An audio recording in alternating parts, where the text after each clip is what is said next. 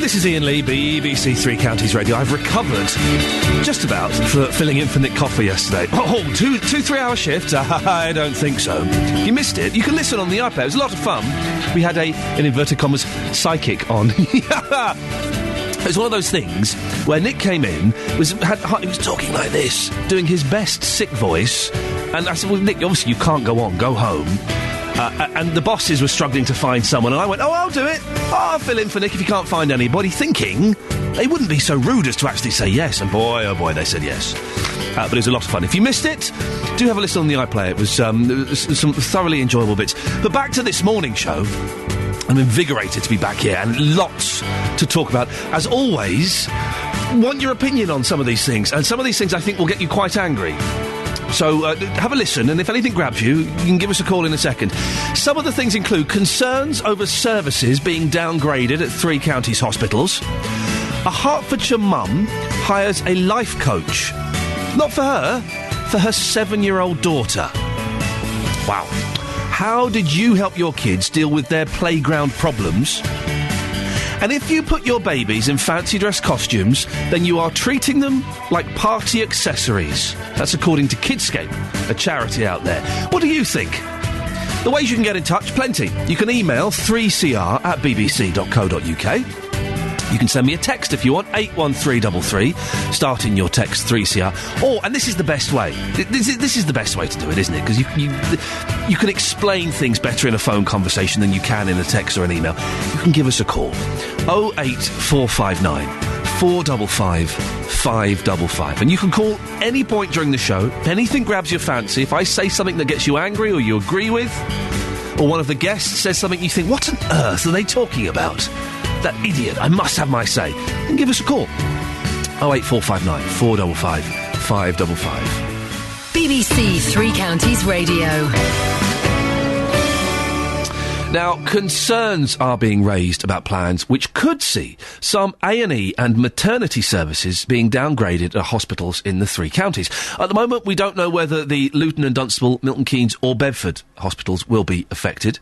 It's all up for discussion. Health services are under review there, along with 2 in Northamptonshire. Now, a Milton Keynes councillor is calling for the decision-making process to be more open. Our reporter Jessica Cooper has been following the story. Morning, Jessica. Morning, Ian. What's being suggested here? Well, I'll try and keep it as simple as possible because it does get quite complicated. Yeah. But basically, 5 hospitals are part of this NHS review of health services, which is called Healthier Together. And those hospitals are Bedford, Luton and Dunstable, Milton Keynes, Kettering and Northampton. Now, this Healthier Together all started in February this year when there were 6 working groups led by local hospital doctors, and they looked at 6 specific areas of care, and some of those areas included emergency, children's care and long-term conditions. But what they were looking for is to see how those services are currently working and what could be improved. And it's also been asking people what they want to see, what needs to change in their local area. So they've come up with 2 options which are now going to be looked into in more detail. And under both of those hospitals, under both of those options, no hospital is going to close. They would all have a maternity and A&E unit still, but the level of the service would be downgraded. So for both, it's being suggested that 3 of the 5 hospitals have 24/7 emergency services, just like we see at the moment, but 2 hospitals would have what's being called a networked A&E department. What does that mean? Well, the details are quite thin at the moment, but what it seems to mean is that this networked A&E department would still be open all of the time for people to go to and have treatment for pretty much 80% of the problems that they would need. But the staff there are going to be shared staff across the sites, so they're not going to be staff who would be there all the time. And at those 2 hospitals, where there would be the networked A&E, there'd also be maternity services, but just for low-risk births, so it wouldn't be an extensive maternity unit. And the lead clinician on the programme is Ed Neal, and he's been telling us that this has all come about because there aren't enough A&E consultants to serve 5 units if they were to be open 24/7, so all of the time.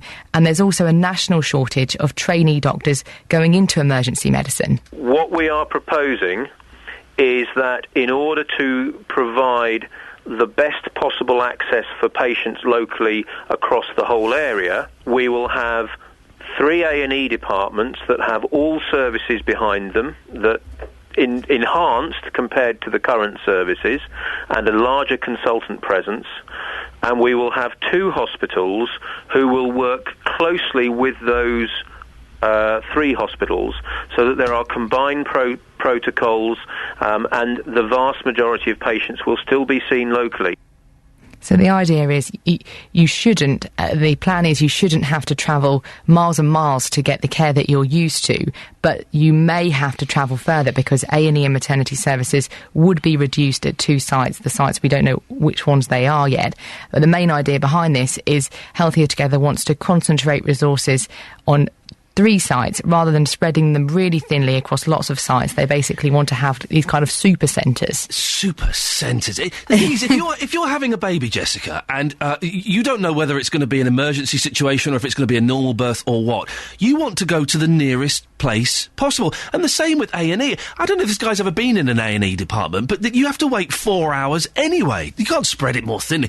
I'm guessing the news hasn't been received brilliantly everywhere, has it? No, that's probably to put it lightly. The politicians are clearly not going to be too happy about this.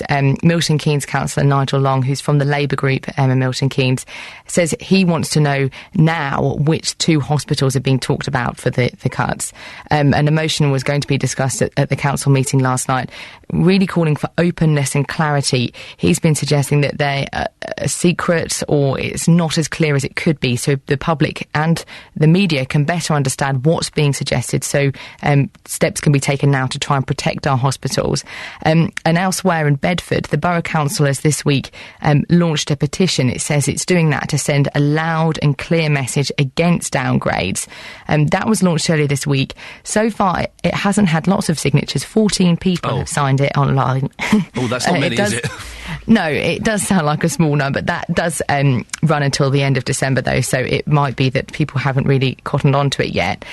But we've also been getting the thoughts of Dave Hodgson, who's the mayor of Bedford. The sort of with the midwifery-led maternity unit, about 80% would still be in Bedford, but 20% will be somewhere else if we were one of the hospitals. And I think that's very difficult for families to actually cope with, and we just need to make it aware. So if you go to Healthier Together, it shows you the options available, what they call the emerging models 5 and 6, and it's a massive cut and a downgrade, and it's a crude, blunt instrument, and it's just not good enough for Bedford. And we've also heard from the Chief Executive of Bedford Hospital NHS Trust, Joe Harrison, who is again reiterating that women will be able to give birth at every hospital and local people will be able to get urgent and emergency care at their local hospital. It just, I suppose, depends what care you need. And we have checked with both Milton Keynes and Luton Borough Council about whether they're planning to do a petition to protect services at their local hospital. And at this stage, neither have plans to do that. Good for them. What happens now? Well, no decisions have been made yet. We're still quite a long way from the decisions being made. We don't yet know which 2 hospitals are being talked about. Healthier Together says it's first deciding on which is the right model of care of the 2 that they've narrowed it down to meet the needs of the population. Then there's going to be a consultation, and then the changes will be agreed. But it still could be a couple of years before we actually see these changes working. But it isn't the first time there has been anything like this. Suggested something similar has already happened in parts of Hertfordshire. There were public consultations. Then Hemel Hempstead opened a 24/7 urgent care centre in 2009. Now that's as an alternative to an A&E, so the full A&E departments at the Lister in Stevenage and Watford General, and also changes with maternity services in Hertfordshire. The unit at Hemel closed in 2002 and at the QE2 in Welwyn Garden City last year. So what's being suggested isn't hugely out of the ordinary. Jess, listen, thank you very much. We'll follow this story as it goes on. Later on in the show, we will hear from the Milton Keynes councillor who's calling for more openness and to find out which hospitals will be affected. It does seem odd that it's... The thing that strikes me is that it's being so secretive. And we don't know which hospitals are being talked about there. Thank you, Jessica Cooper, by the way, for that report. That's the thing, isn't it? You want the openness. How do you feel about this? Does it worry you? Only 14 people have signed a petition. It's not that many, is it? I thought there'll be hundreds, but it's 14. If this is something that concerns you, could you give me a call and let me know? 08459 455 555. Also, we'll be talking about dressing your kids up for Halloween. Did you do it? You could be a bad parent in that case. And later on, I'll be talking cobblers.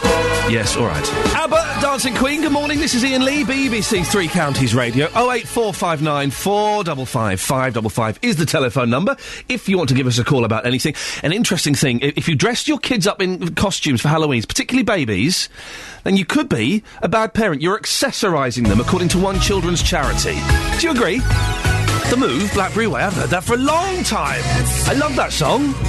What a great song to have at 6:20. Now, regular listeners will be expecting to get the weather now. It's moved.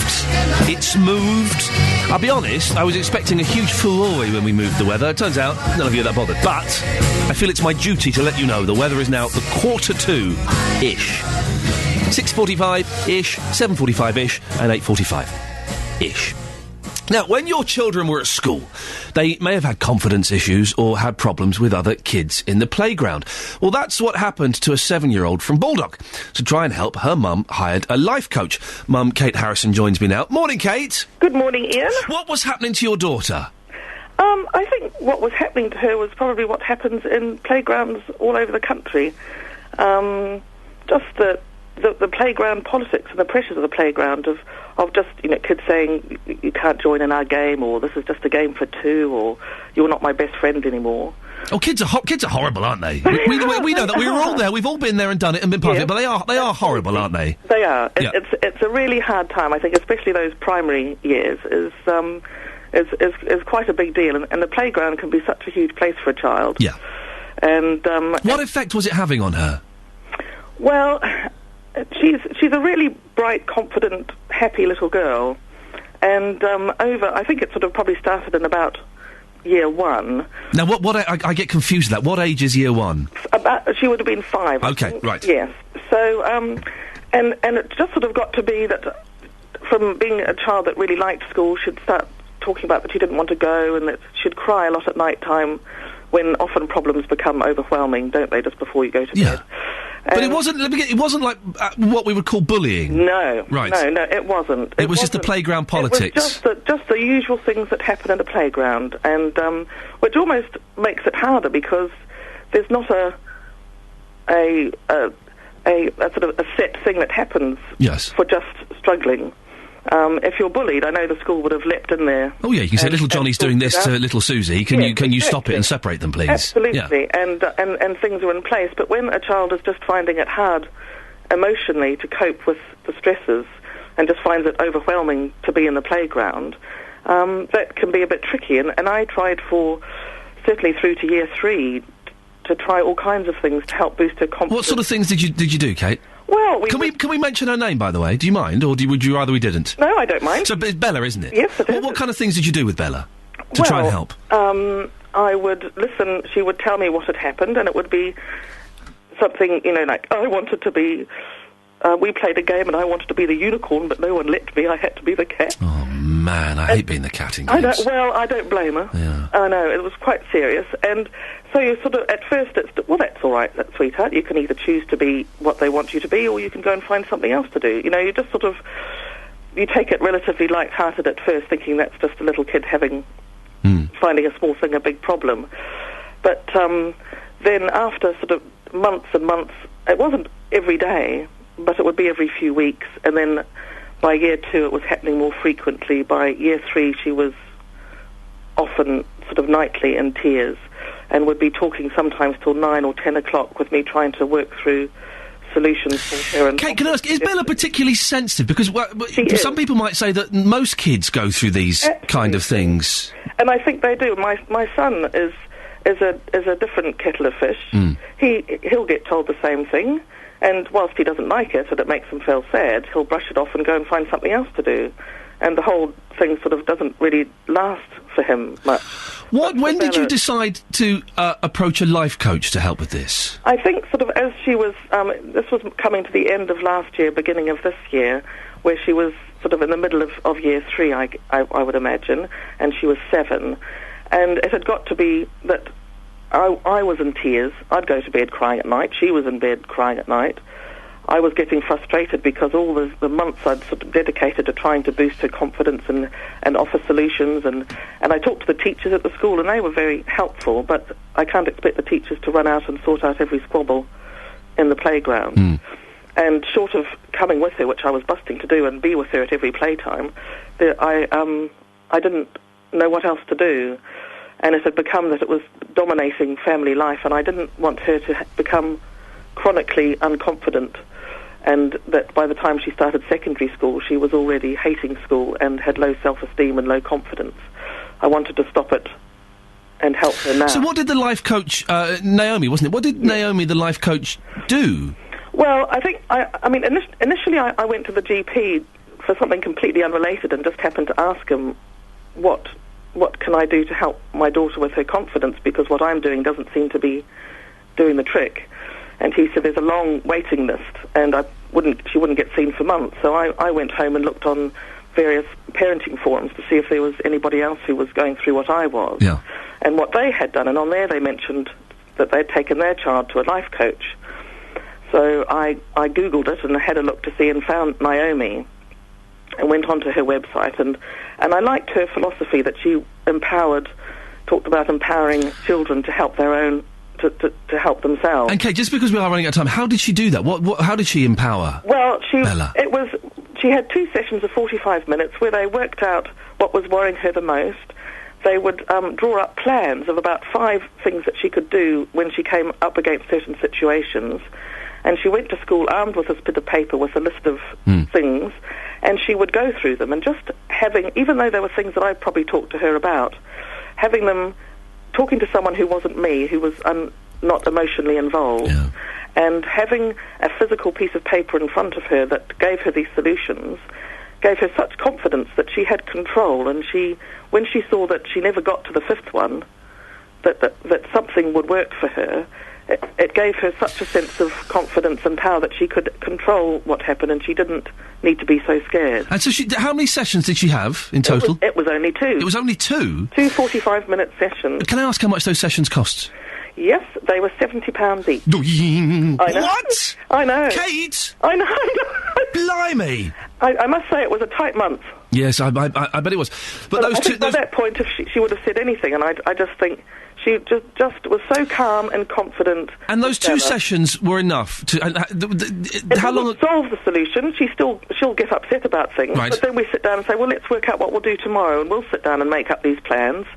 And she has the confidence and the knowledge now that they can work. Kate, very quick, final question. There are some people listening to this going, for goodness sakes, get a grip. You just need to be a bit firmer with her, and she just needed to talk to someone else about it that wasn't you. I'm sure they What would do. you say to those people, Kate? Well, I'm sure they do, and I tried to do all of that, and a solution works for different people, and this one worked for me. Parenting is a very subjective thing, isn't it? Of course it is, Kate. Listen, thank you very much indeed. That's Kate Harrison, who hired a life coach for her daughter Bella, who wasn't being bullied at school, but was struggling in those. And kids are horrible, aren't they? That's all part of growing up, because you learn how to interact and what's acceptable and what isn't, and it can be a nightmare, the playground. So she went to a life coach. 2 sessions, though, that's not bad. Well, later on, we'll be speaking to the life coach who worked with Bella. I do find the term, and it seems to work there with Bella, and that's fantastic. 2 sessions, great, well done. I find the term life coach a little bit vague. We will be speaking to the life coach later on who worked with Bella. If you've had experience with a life coach, could you give me a call? I don't quite know what they are or what they do. 08459 455 555. Call 08459 455 555. 08459 455 555. BBC Three Counties Radio. OK, got some good things in the next half an hour. I want your verdict on contemporary art. Fan, or is it a load of old tosh? If you go to the Facebook page, facebook.com/BBC3CR, and just have a little look at some pictures we got up there, and we'll discuss it in a bit, OK? And also, and this is very, very appropriate for what's going on with me right now, nearly half of us don't trust estate agents. Can we have your estate agent story, please? We've all got them. I'm in the middle of one that's developing right now. Boy, oh boy, did I get an email yesterday that was frustrating, I think we can say. Your estate agent stories. if you're an estate agent or you want to defend them, then please do. Surely they're indefensible, aren't they? 08459 455 555. Oh, it's the Supremes. Morning, Iain Lee, BBC Three Counties Radio. Here's a question. What do you think of contemporary art? Is it modern and thought-provoking, or just a bit of a con, a bit weird? I tell you what, I find most of it hilarious, and I think it's meant to be funny, isn't it? It's meant to be. It's meant to make you laugh and go, "Oh, that's funny."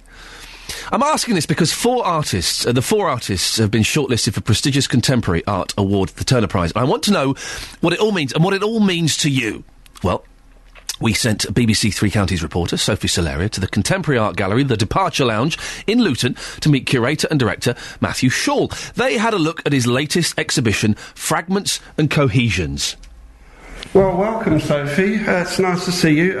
We are here at Departure Lounge, which is at 61 George Street, which is a new gallery that we're trying to set up in and for Luton. Although I'm interested primarily in photography, I broke down and agreed to show some sculpture in this show.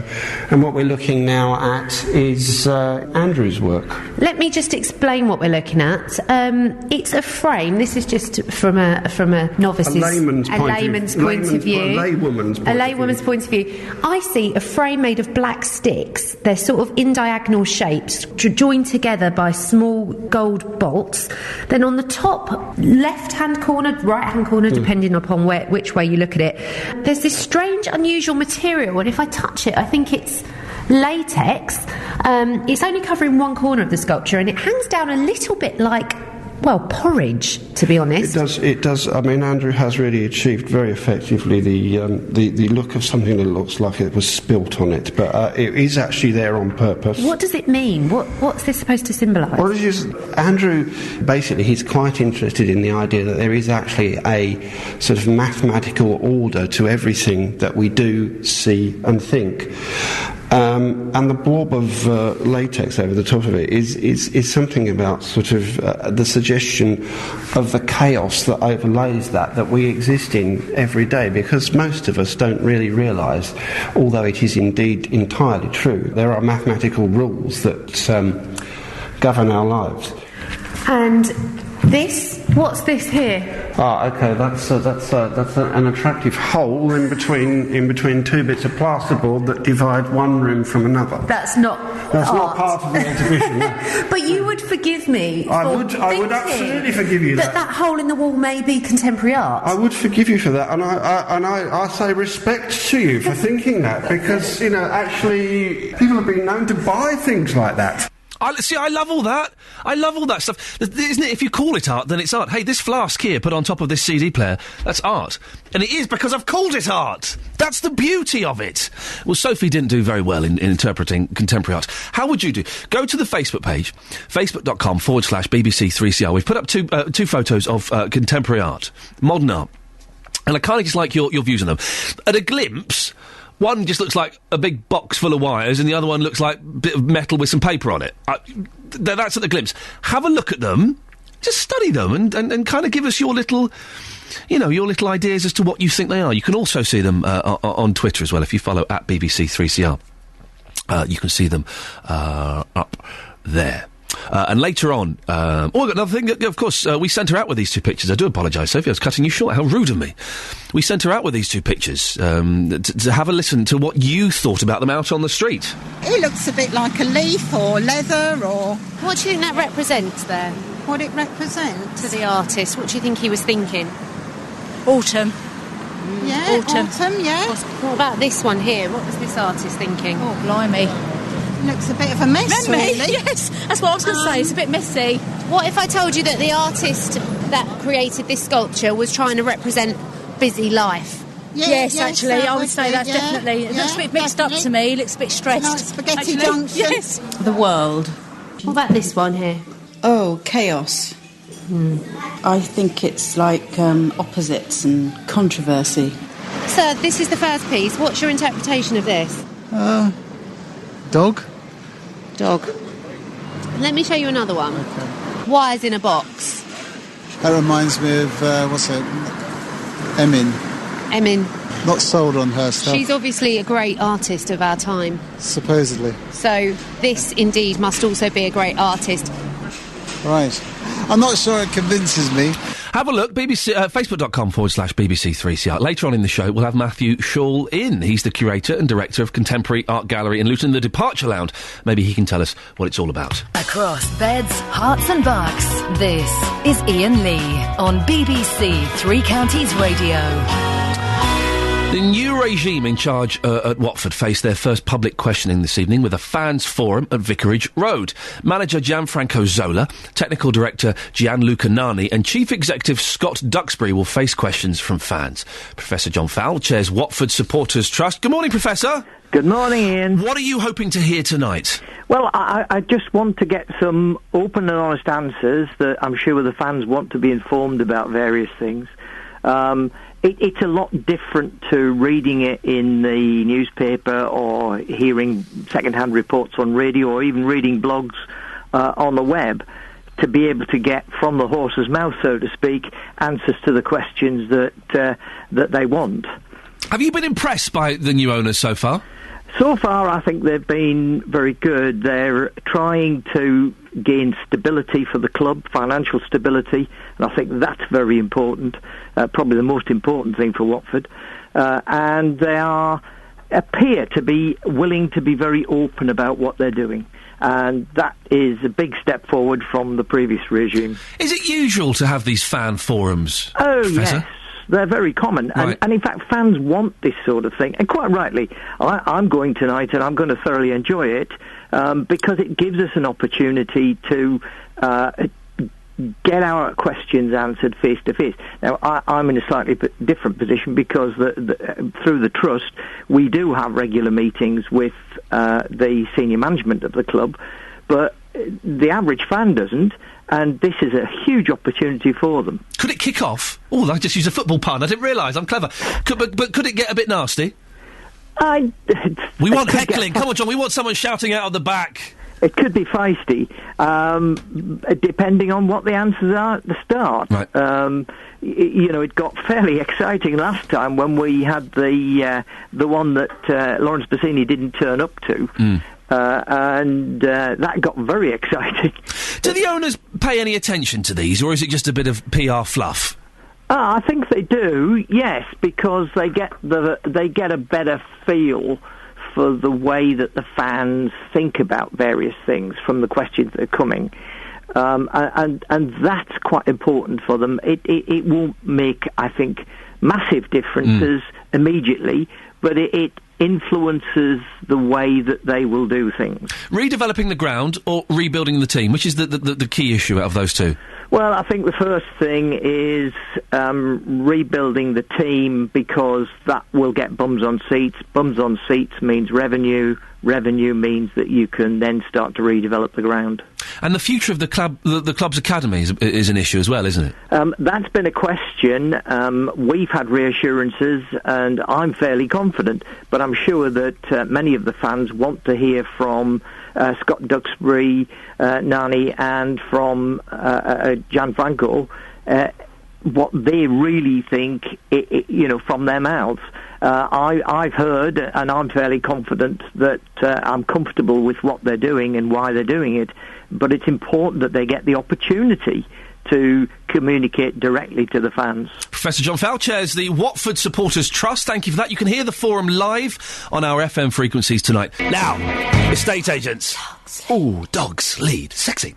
Estate agents. Nearly half of us do not trust estate agents to provide truthful and honest advice. That's according to a survey conducted by the Royal Institute of Chartered Surveyors. They're calling for it to become compulsory for all estate agents to join a professional regulation scheme. Victoria Sheridan is a former estate agent. She joins me now. Good morning, Victoria. Hello, how are you? You're a former estate agent. You got out, did you? I did, yes. Am I allowed to ask why?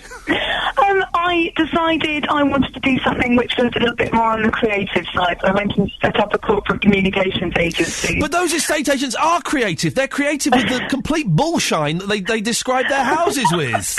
Well, I think yes and no. I think it's not fair to tar us all with the same brush. Listen, Victoria, we've lost your line a little bit. We're gonna call you back and see if we can get a better line. While we're trying to get Victoria in a slightly better reception area, the question, I guess, is, and let's just cut straight to the chase. Have you? When has an estate agent lied to you? Because let's be honest, they do, don't they? They do. Whether it's you selling your house, there is one estate agent's company, I won't mention them, but you know who they are if you've tried to sell your house, where they give you a price, and it's like about 25, 30, £35,000 more than you're actually going to get for it. So when have they lied to you? 08459 455 555. Victoria, are you back? Are you standing near a window now? Hi, I'm here now, yeah. Oh, that's Hello. much better. We can hear you. Fantastic. What are your experiences of estate agents being a little bit loose with the truth? Okay, so I think it very much depends on the individual agency, I have to say. Every agent is different, and I would say to anybody that it's important to get to know the agent before you obviously enter into that process, because one agency varies completely from another. You'll have one agency which has got, for example, very low basic salaries in place and extremely high commissions, which obviously encourages, this sort of target-based culture, and then obviously consequently that sort of very competitive streak. And, sometimes, of course, they might be a bit more economical with the truth. But then you do often have a situation that I was fortunate enough to be in an agency where, the emphasis is kind of building personal relationships with the clients and sort of getting to know them very well. And I think it's very important to have that sort of there. And it's not so much, about targets as it is perhaps in place in some other agencies. Is there a lot of pressure on these estate agents that you talk about having to hit targets and things like that? Is there pressure on them that kind of encourages this culture of lying? I wouldn't say it encourages a culture of lying necessarily. I definitely feel that there is a pressure, certainly, and perhaps in some agencies certainly more than others. For example, if you're on a very, very low basic salary, and the emphasis is entirely on meeting targets and commission structures, then absolutely that sort of obviously encourages that slightly, but not so much in a good agency, which is why it's very important to meet with your agent, call them every single day, make sure that you know them really well, and also that you understand the sort of cultural principles. Victoria, I'm in the process of selling and hopefully buying, although my estate agent who we're buying from is but they played a blinder yesterday. But I can never get hold of them. I send them emails, I phone them. Oh, I'm sorry, Steve's not here at the moment. Can we take a message? I'll call you straight back. 3 days later, Steve calls me back. Yeah. That's not brilliant, is it? That's very naughty, actually. And you know what you must do is you must actually get hold of the mobile number of it. So you'll be assigned an individual negotiator initially, and you want to get hold of their business card. You want to make sure that when you register that you have an informal discussion, you get to know them. Ask about the market in general. Ask about other buyers on the market, and sort of what they've got available, and make sure that you make the time to speak to them and get hold of them on the mobile, perhaps when you can. But again, it's I think I have kind of quite a good detector for nonsense. But when we sold a house a couple of years ago, and we're moving again, and hopefully this will be the last one for a long time. But with one of those estate agents, they said, very, very buoyant market. I know everyone's saying the market's down, but don't believe what you read in the press. Very buoyant market. And then we put the house on sale. No one came to see it for 3 weeks. And they said, it's because it's the Olympics. What? What has the Olympics got? And then they said, don't worry, after the Olympics it'll pick up. Didn't pick up. Yeah, what it is, it's the post-Olympic feeling. But don't worry. And then we started getting offers that were nowhere near the price that they had told us. And they basically just plucked a figure out of their backside and made it up. How do you deal with that, Victoria? How are people supposed to deal with that? Yeah, okay. So what's important to do is to obviously do your own research before you go and see them. And then, have a sort of very open discussion with where you can, speak to the manager of the agency, because he's the one who actually deals with the vendors. So then there'll be a team of negotiators that he'll be managing. Try and speak to him, and and speak to the different agents, because one perception might be different from another one. And the other thing that you can do, the other option you can explore, is to get hold of a buying agent who actually acts on behalf of the buyer, and will help you through, from that point, from looking at houses, narrow it down for you, and they will also help you with the conveyancing process, which is definitely an option worth exploring, and there are some very good ones out there, because you have to remember, at the end of the day, the estate agent works on behalf of the vendor, not on behalf of the buyer. The compulsory regulation scheme, if that comes into place, how would that help? Or would it? I'm not entirely sure. I think some, it very much depends on how long it took to put in place, and what exactly that's going to mean. If it's going to potentially alter, target structures and potentially increase basic salaries for agents, which I think is actually very important in this process, then perhaps that might be, a positive thing. Victoria, thank you very much. Victoria Sheridan is a former estate agent. What do you think? The reason this is so apt for me at the moment is I am in the process of selling my house and of buying a house. It was all going to be done before Christmas. Oh, we were all going to be in before Christmas. Until we got the email yesterday saying, well, hang on a second, this date of the second week of December may be unrealistic. Hang on a minute. You suggested the second week of December. We've geared everything up to being the second week of December. There is a chain in place now. And now we have to start doing that hardball game, which I hate playing, of going, well, if this doesn't happen, then maybe we're going to have to pull out. I don't like doing that. 08459 455 555. Phone up and tell me the lies estate agents have told you. When have estate agents lied to you? It will have happened. Oh, it will have happened.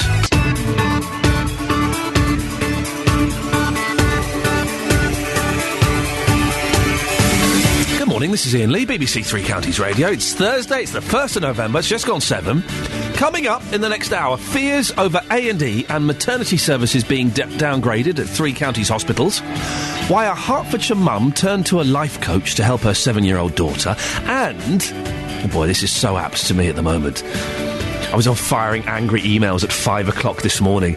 Wait, we don't trust estate agents. I want to know your stories. What have they lied to you about? You can text 3CR at BBC. No, hang on, that's the email, isn't it? Yes, I'm an old man, I don't know. You can email 3CR at bbc.co.uk. You can text 81333, starting your text 3CR. The best way to get in touch, though, give me a call, 08459 455 555.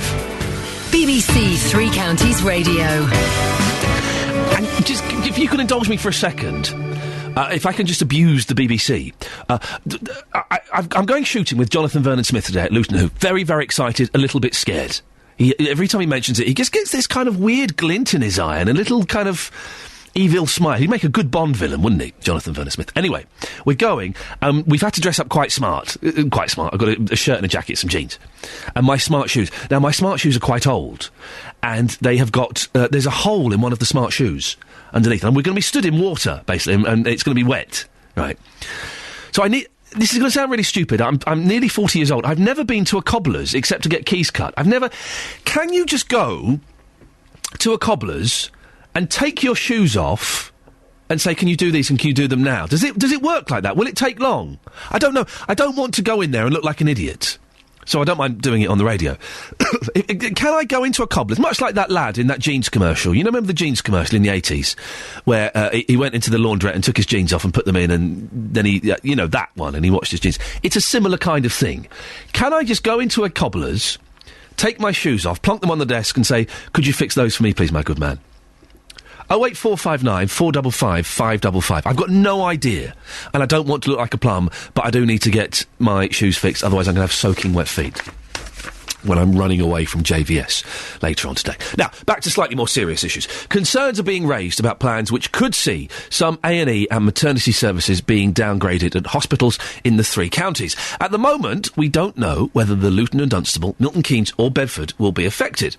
Health services are under review there, along with 2 in Northamptonshire.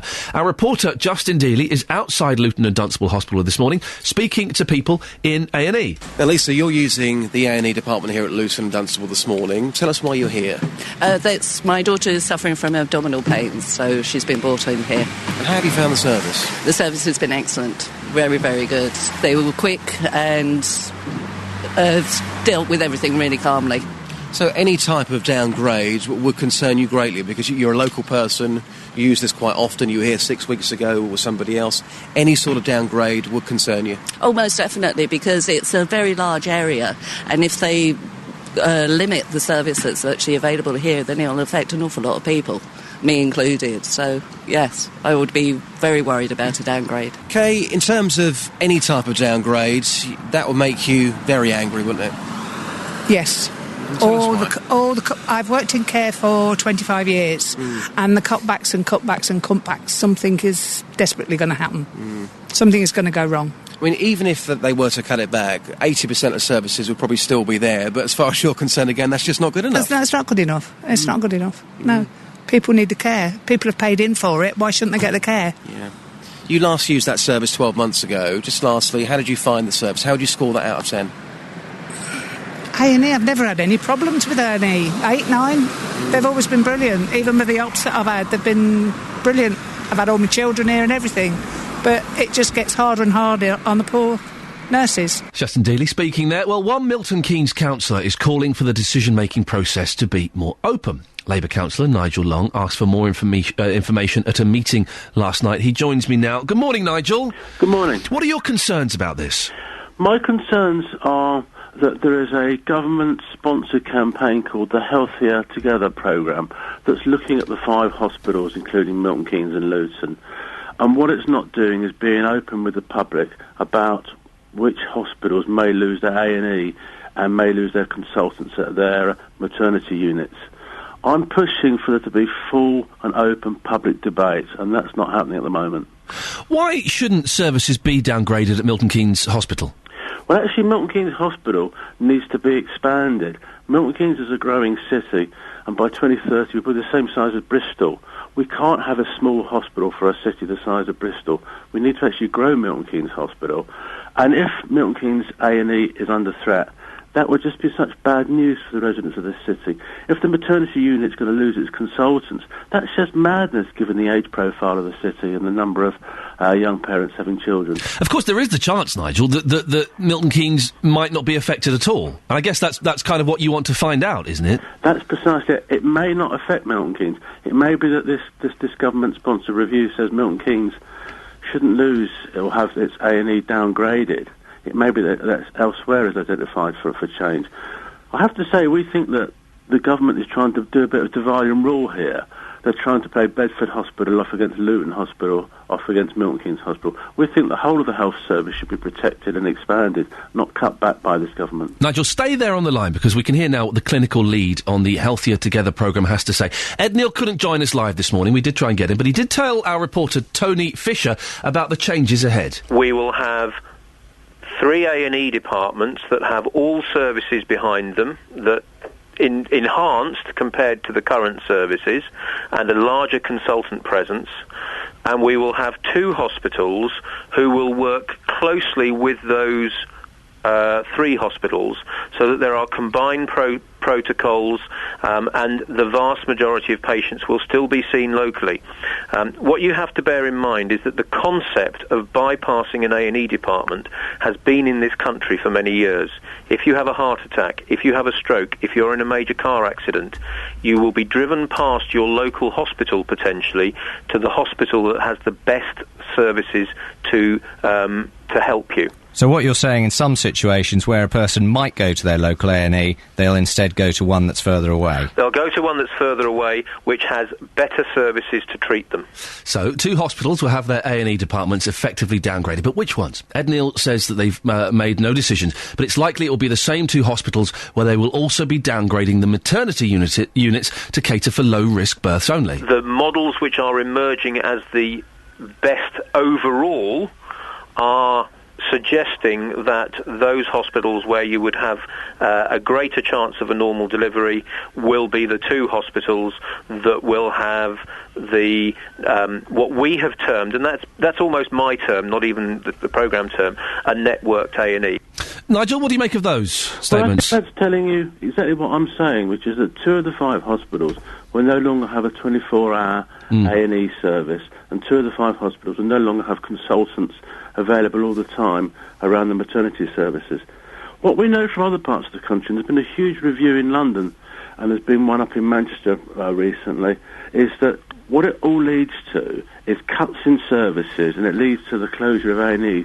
I think there's been something like 3 or 4 A&E services closed in South London alone, and there's a big hoo-ha about that. This is about cuts there's been figures published that suggest that the aim is £60 million worth of cuts across the 5 hospitals. I think what that gentleman just did was confirm that 2 hospitals are about to be downgraded big time, and we want to know which ones they've identified so we can actually have a proper public debate about that. Well, again, have a listen to this. Our reporter, Tony Fisher, asked Ed Neal from Healthier Together why the need for changes and will patients notice any difference? The reality is that we are struggling increasingly with recruitment issues, single-handed specialties, and working individually as hospitals is not... We are going to find more and more problems with So services. it's about concentrating the best resources at the best locations. Absolutely. If you take just about any complex surgical procedure, it is well recognised now that if you do one a year, you will get worse results than if you do one a week. So if we concentrate the resources, we can deliver those high-quality services going forwards. We have every intention of creating a clinically viable hospital on all 5 sites. And in fact, if we can't do that, we have failed. The only things that will change is that some of those hospital outpatient appointments will take place in the community, closer to their home, so there'll be less disruption for patients.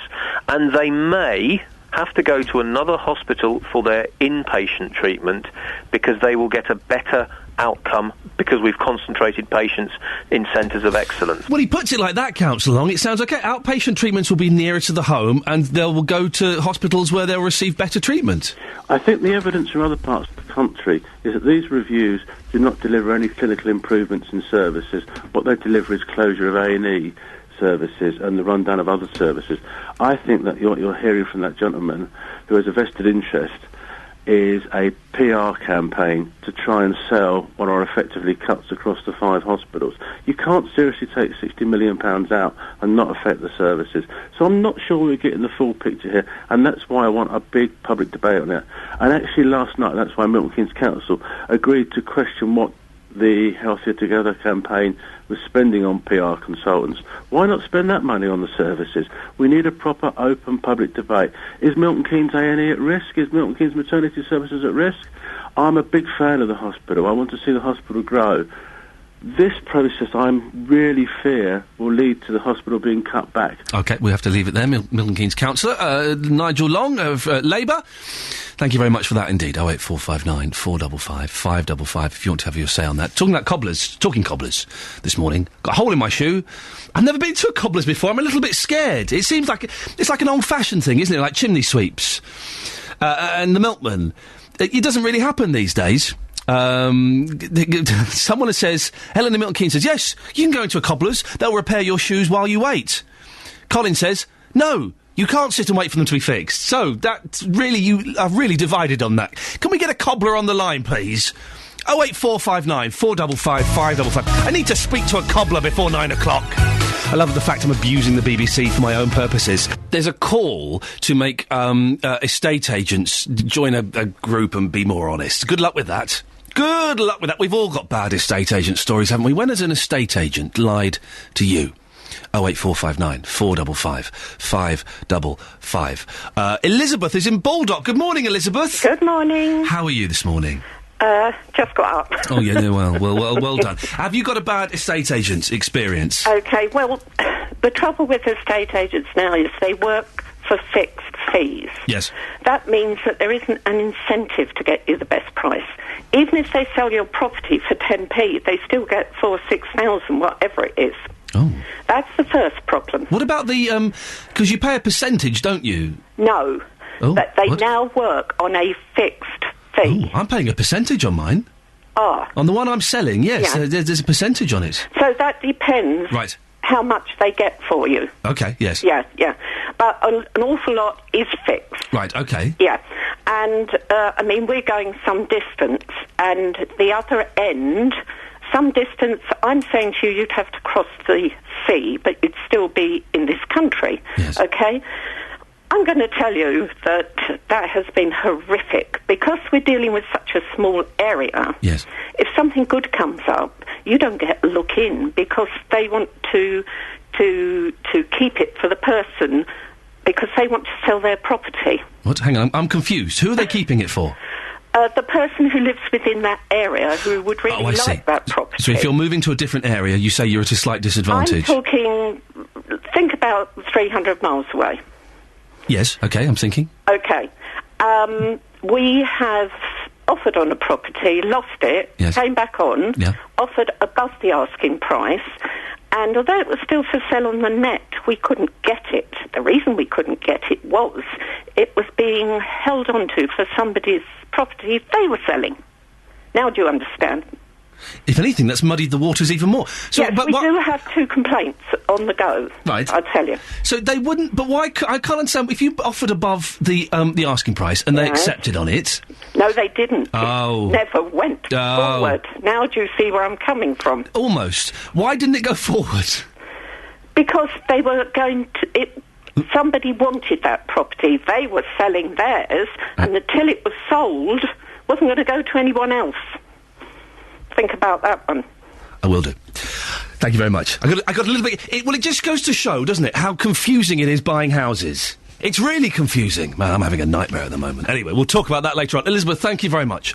If you want to give us a call and tell us your confusing house story, 084. Maybe you could send us a diagram, Elizabeth. That would help a little bit, I think. 08459 455 555. Now, when your children were at school, they may have had confidence issues or had problems with other kids in the playground. That's what happened to a 7-year-old from Baldock. To try and help, her mum hired a life coach. I spoke to the mum, Kate Harrison, earlier. From being a child that really liked school, she'd start talking about that she didn't want to go, and that she'd cry a lot at night time when often problems become overwhelming, don't they, just before you go to bed.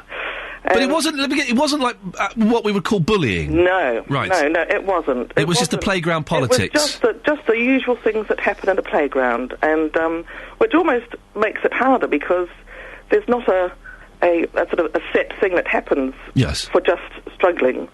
If you're bullied, I know the school would have leapt in there. Oh yeah, you can say little Johnny's doing this to little Susie. Can you stop it and separate them, please? Absolutely, and things are in place. But when a child is just finding it hard emotionally to cope with the stresses and just finds it overwhelming to be in the playground, that can be a bit tricky. Well, Naomi Richards is the life coach who helped Kate's daughter Bella. Good morning. Good morning. Thank you for coming in. Naomi, now I hear the term life coach. Yes. Sounds a little bit wishy-washy. Coaching with our life. What exactly does it mean? Essentially, well, with me working with children, it basically means giving children the tools so that they can solve their own problems. So basically, I empower children, really, to take responsibility. Is it just kids that you work with, or do you work with adults as well? I only work with children, yes. Okay. How did you become a life coach? Oh, gosh. I think it was a point of when I was just about to start a family and I wanted to do something different. I wanted something to fit around my children. So I could be there for them, really.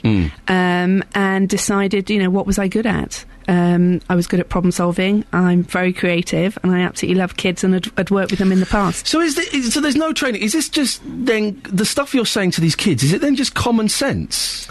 Is it common sense? I suppose some of it is, and some of it isn't. Because you're not a psychologist or I'm not a psychologist. Like that. Okay. I do have a life coaching qualification. Okay. And that does include psychological coaching. Right. And yeah, some of it is common sense, but I think a lot of the stuff is individual as well. I mean, I used to work in marketing, and I think that's really, really helped me going forward, because I've kind of got that creative mind, and I can really get a child to open up and think about their situation that they're in.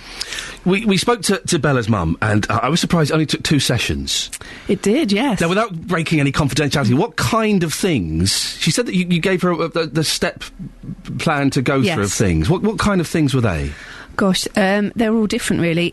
I think when I was working with Bella, it was mainly about friendships, and it was about what did she want from the friendships, really? What was her goal? And she wanted to be able to handle the friends that were around her and not feel that, wanted to be able to cope emotionally with what was going on in the playground. And so what I did is we talked about those kind of ways, and it might be that she said something back to the children in a nice way. Yes, she may have said something in a funny way to be included. It's just about changing your mindset, and I think that's the problem here with a lot of friendships.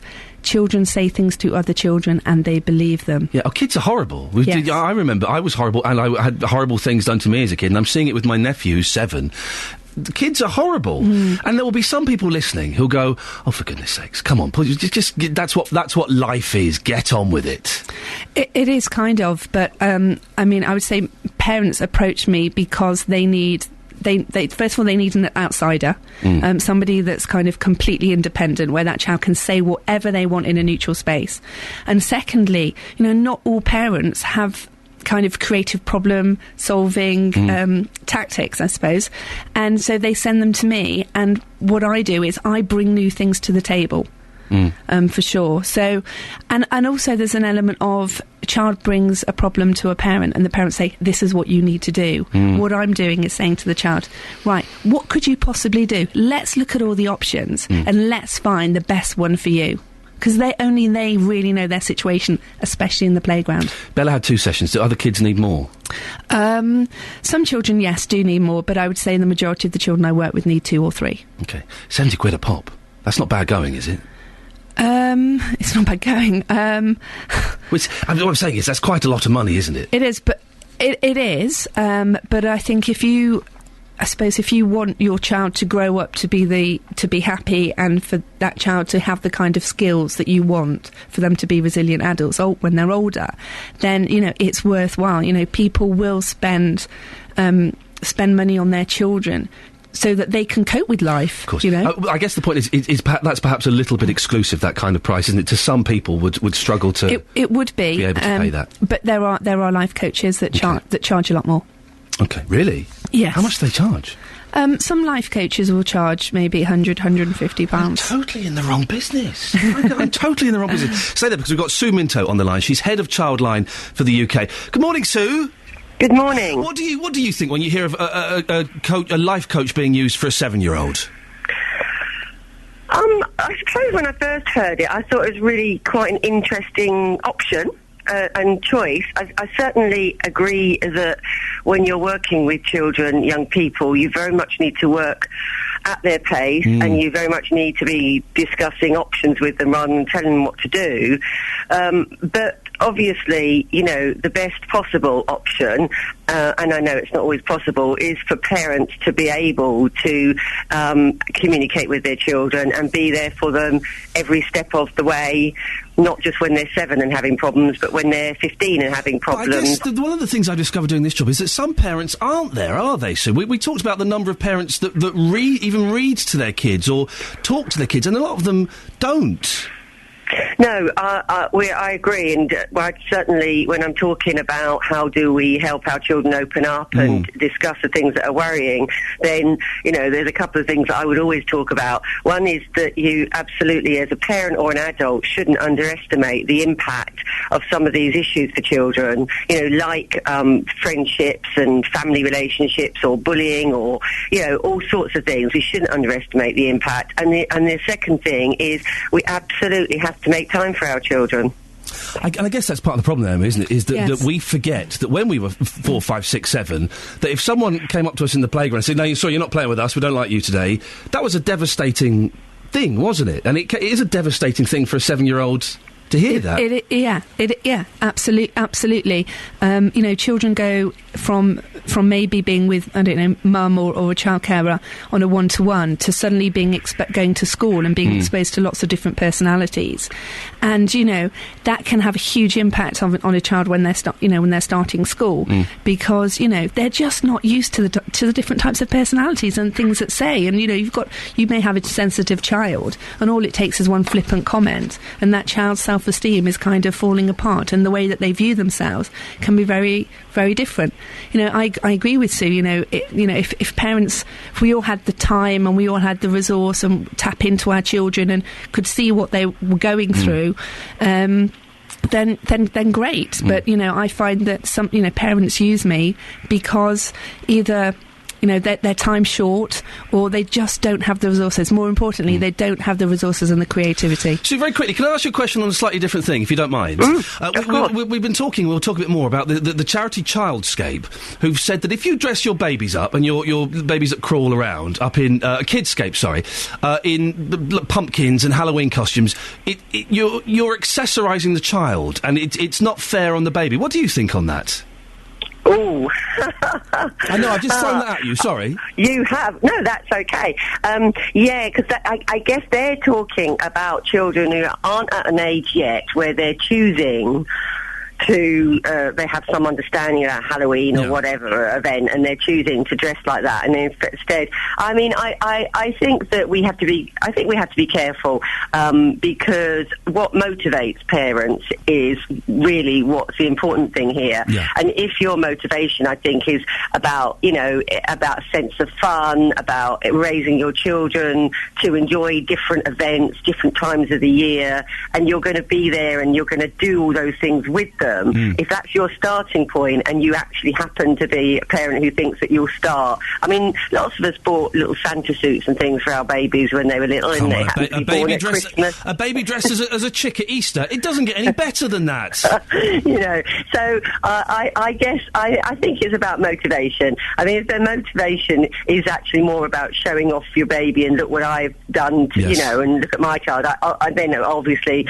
that's not, it's not the best thing. But if it is about a real sense of fun, having time with your child, then that's good, strong motivation. So we have to leave it there. Sue Minto, Head of Childline for the UK, and Naomi Richards, Life Coach. Thank you very much for coming in. Thank you. That's fascinating. On the third and final day of England's tour match against India A in Mumbai, I keep saying India, it's England. England are leading by 57. Woman, for goodness sakes, focus. This is important to some people. I can't believe how well we're doing. England are leading by 57. It's exciting. A few moments ago, they're on 426 for 9 after 119 overs. It's almost too much. I'll be back in half an hour. Yeah, no, I won't bother. Across beds, How rude. hearts and How rude. bucks, this is Iain Lee on BBC Three Counties Radio. Lots coming up. I'm enjoying the show today. I hope you are. I'm having fun. Putting your baby in fancy dress objectifies them, and they have no say in how they look. That's according to children's charity Kidscape. We'll speak to them next. And only half of us trust estate agents to be honest and truthful. I wonder why. When has an estate agent lied to you? What have they lied about? 08459 455 555. Now, how do you feel when you see a young baby in a fancy dress costume? Is it cute, or is the parent objectifying them?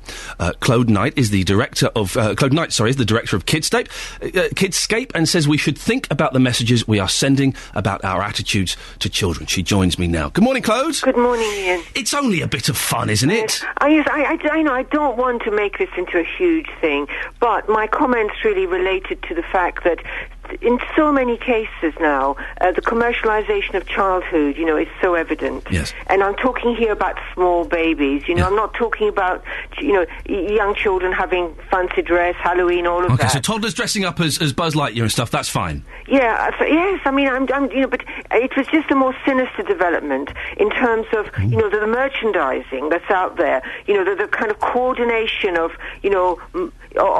perhaps, babies with mother, parents at huge high expense.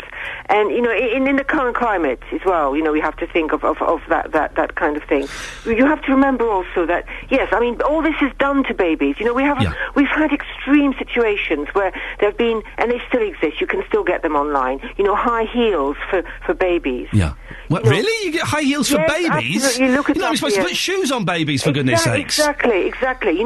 So really, this was as a response to the fact that some, obviously, some manufacturers are taking it to extremes, and if it's available, people are buying it. You have to ask, why are people making it? Is it, chicken and egg? Is it because people want this, or is it because they're available? But there are, real, bikinis for babies, No, not the bikinis for babies. Yes, for babies. This is it. So, my comments were made in the context of a much, much bigger picture, where I think I'm asking people to say, stop. What is babyhood? I'm saying, not what is babyhood about?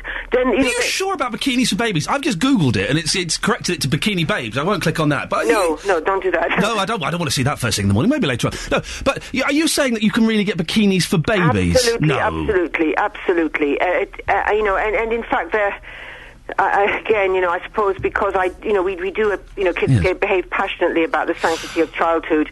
I was caught in because it was a line to a celebrity, and in fact, there's a whole industry out there, and it costs you can pay £200 for a baby bikini. Yeah. What about dressing up babies for Halloween in a pumpkin?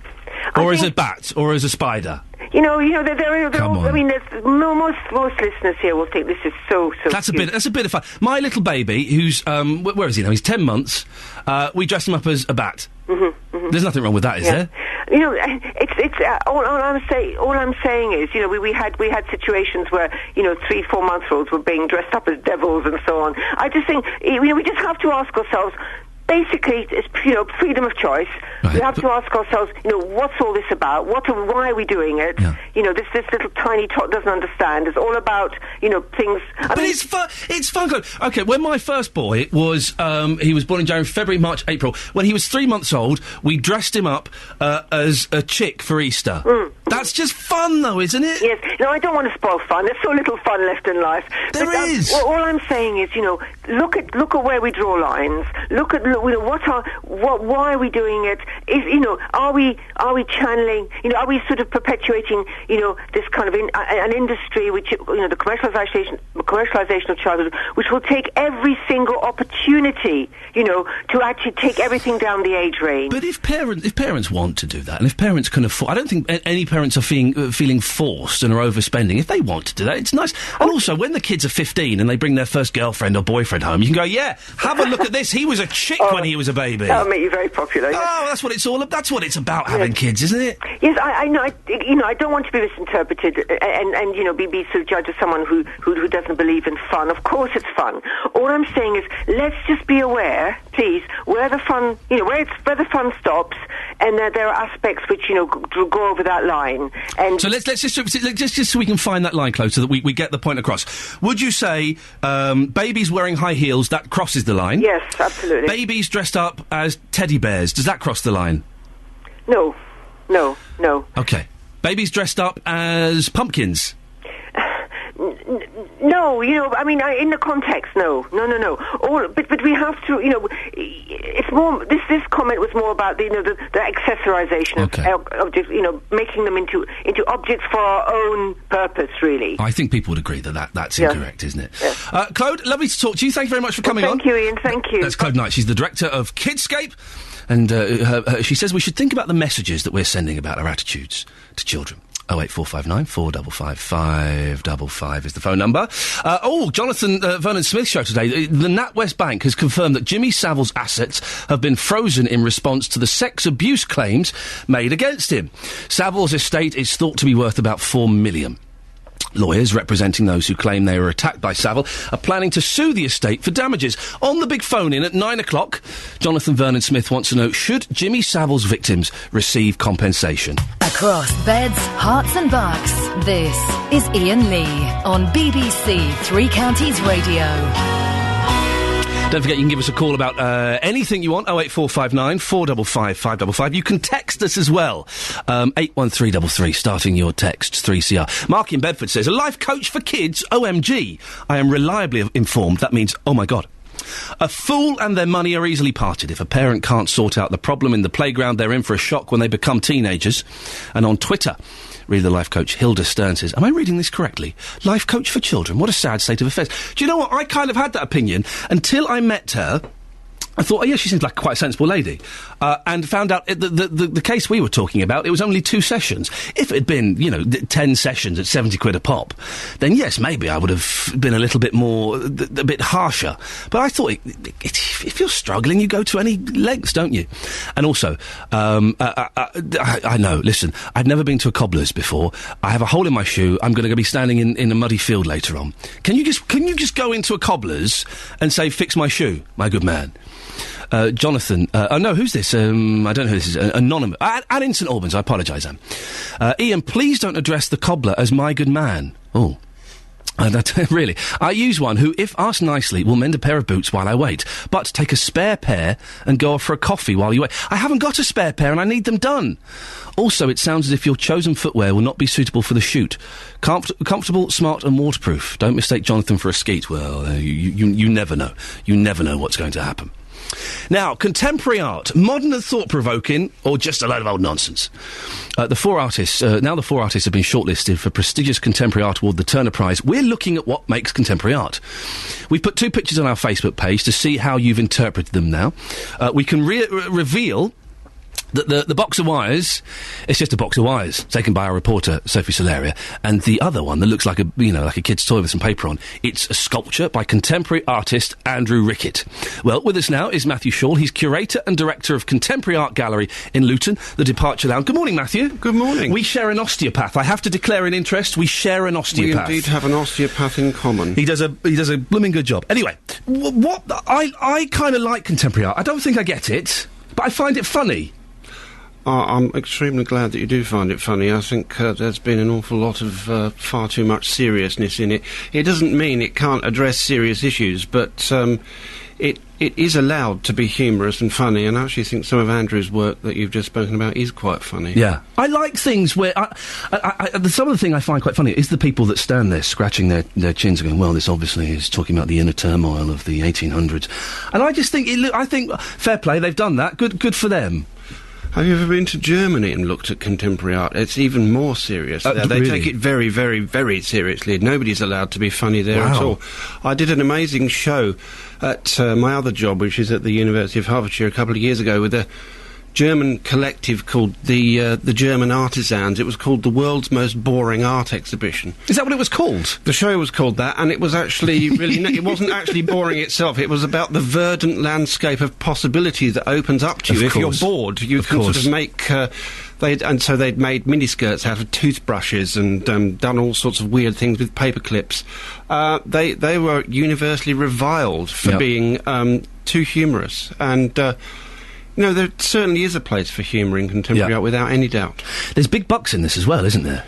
Well, the 4 artists we're showing at the moment at Departure Lounge are certainly not in the big bucks arena, but yes, there is, vast sums of money are exchanged recently at Frieze, for example.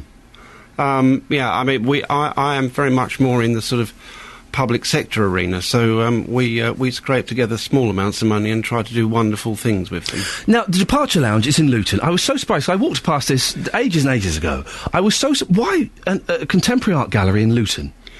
Well, there isn't anything here. It's a fantastic location. It's just in the shopping centre, isn't it? It's on George Street. It's above Betfred. But Luton is incredibly accessible from all over the world, and one thing that is remarkable about contemporary art audiences is they really will travel to see things. So if they can't see anything, if there's something they want to see they can't see anywhere else, they will come to Luton. We had somebody, for example, come to a show in Hightown that we did a couple of months ago. She came from Moscow. She didn't come specifically... Wow. To the UK, but she was in the UK and saw something she wasn't going to see anywhere else, so she came from Moscow. We also had the cultural attaché of the German embassy come to Hightown to open a show when we had a gallery there. That was in early 2011.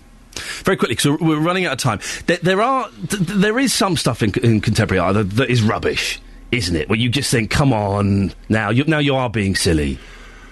I mean, I think there's a great deal of fertility in silliness. And we're talking about the current... That's a good... Fertility and silliness. I like that. That's going to be my second album, I think. I mean, the current Turner Prize, Spartacus Chetwynd, you might think, well, actually, it looks like a load of rubbish. But actually, she's having an enormous amount of fun with it. And I think, quite honestly, yes, there is contemporary art out there where you say the art conceptually is not very clever. I still wouldn't question the fact that it was art. I would say it's not very good art, but it's still art. Very quickly, have you got a website if people want to come and have a look at the gallery online and check it out? www.departure-lounge.org.uk. Fantastic. I think it's very exciting that there's something like that in Luton. Thank you very much for coming in. The Turner Prize winner will be announced on Monday, the 3rd of December, live on Channel 4, and the winner gets a fantastic £25,000. Thank you, Matthew Shaw. We can go now at 7:47-ish. Oh, we're late. And get the latest weather with Elizabeth Rizzini. Good morning again, Ian. Yes, naughty, 7:47-ish. Temperatures on the cool side still, struggling to get out of double figures for the rest of the week, Ian. Thank you. Elizabeth, how do you make it sound so jolly? It sounds miserable. Oh, I'm always jolly. It's weather. It's really interesting. Elizabeth, you're brilliant. Thank you very much. There we go. Now, as we've been saying all morning, nearly half of us don't trust estate agents to provide truthful, and honest advice. That's according to a survey conducted by the Royal Institute of Chartered Surveyors. They're calling for it to become compulsory for all estate agents to join a professional regulation scheme. On the line now is Trevor Kent of Trevor Kent Estate Agents, Buckinghamshire. Good morning, Trevor. Good morning. Why do you think people don't trust estate agents? Well, I don't agree with the RICS. I'm afraid one has to think that they might be trying to puff their own members a little and try and get a bit of business for them. So do you think that people do trust estate agents? I believe that people trust estate agents more now than they ever have. Poppycock, sir. Well, Poppycock. I bought and sold a house 2 years ago. I'm buying and selling a house now, and I've had nothing but guff coming out of both sides' mouths. Have you? Yes. What sort of guff? Lying about dates that we'd be able to move, lying about what our properties were worth. How do you know it's a lie? How do you know that? How it might well be them repeating information they've been given, repeating it. Well, if they've been given information that's false, they should be investigating it. It's not false. Information like that, when you're going to exchange contracts, when you're going to complete, okay, is let's talk about that. Let's focus on... Now, listen to me. You don't actually know the date. You are told by various people, such as lawyers, such as other buyers, about hoped-for dates, but that's not a guarantee, and the agent can only pass on what they've been told. It's unfair of you to say it's that's unfair a lie. Trevor, it's not a lie. It's a bending of the truth. It's unfair. It raises false hope. It causes massive, massive problems, and they shouldn't be giving indications if there is no chance of those indications being fulfilled. Well, there are chances at the time they're told that. I think you're going off on a tangent here. No, I'm not going off on a tangent. You brought it up. You're talking about your own particular experience. Yes. But you asked me whether I thought the public in general you've brought up my own particular experience. You're not particularly interested just in your opinion. Well, Trevor, I'm not particularly interested in your experience, but we're talking to you, so let's try and keep this decent, shall we, sir? You started it. No, you asked me for why I thought they lied. I've told you, and then you've kind of rebuffed that and said, actually, I'm not interested in that. I've told you that I don't believe lie is the right word. Okay, they lied about how much our property was worth. They didn't lie about it. They did. They lied by £100,000. That's a big lie. That was their opinion at the time. Oh, Trevor, listen, we all know that estate agents fudge things in their favour. Of course they do. Maybe you gave an indication that that's the sort of figure you'd like. No, not at all. If you didn't get that figure, you wouldn't give them the job. Not in the slightest, Trevor, no. That's another estate agent trick, isn't it? Is putting it on the customer. Well, of course. Putting the responsibility on the customer. Do you think the estate agent is going to insist on marketing a house at their price rather than what their prospective client wants? I would imagine, Trevor, that most people would expect an honest answer from an estate agent, not an overinflated price of what their property is worth. And I believe genuinely that most estate agents provide honesty in every respect. Oh, Trevor, you listen. I'm sure you do, sir. This is not a slur on you in the slightest, and I'm you're not fantastic. taking it as that. Good for you, but come on, there is a perception amongst people. You speak to anyone in a pub, estate agents, good or bad, most of them will say bad. I think we're cheaper now than we've ever been. I think more people appreciate that we're working harder to try and sell their houses in a difficult market than we've ever had to work before.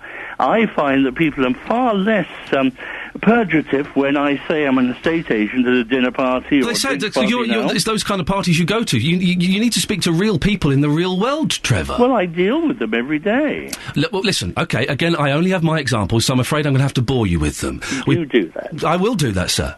What is it with grumpy men on this show? I don't know what's going on. Have you had more today? Not today, it was the other day. We had a colonel who I didn't get on with. Well, maybe you gave him the same difficulties you're giving me. No, he started it, as you did here. Oh, of course. Come on, but Trevor. It's the interviewee's fault. Trevor, this is good fun, though, isn't it? Go on, Come on, good lad, well done. So, we tried to sell our property, and the guy said, don't worry, all these stories about the market being down, it's not true. It's not true. The market is very buoyant. We didn't have anyone come for a month. He said, it's the Olympics, no one will come once the Olympics are finished, it'll pick up. No one came for 2 weeks. Now, Trevor, that's not helpful, is it? It isn't helpful. I quite agree. Thank you. Yes, he'd be much better off to have looked you in the eyes and said, look, I'm afraid you're asking too much. He told us what price to ask, Trevor! He gave us the price, for goodness sakes! I didn't say, listen, I want to sell this house for £2 million. I said, what do you think we can reasonably get? He told us we went for it! Didn't put anything on the top of it? No, not at all! Come down. Trevor, for goodness sakes!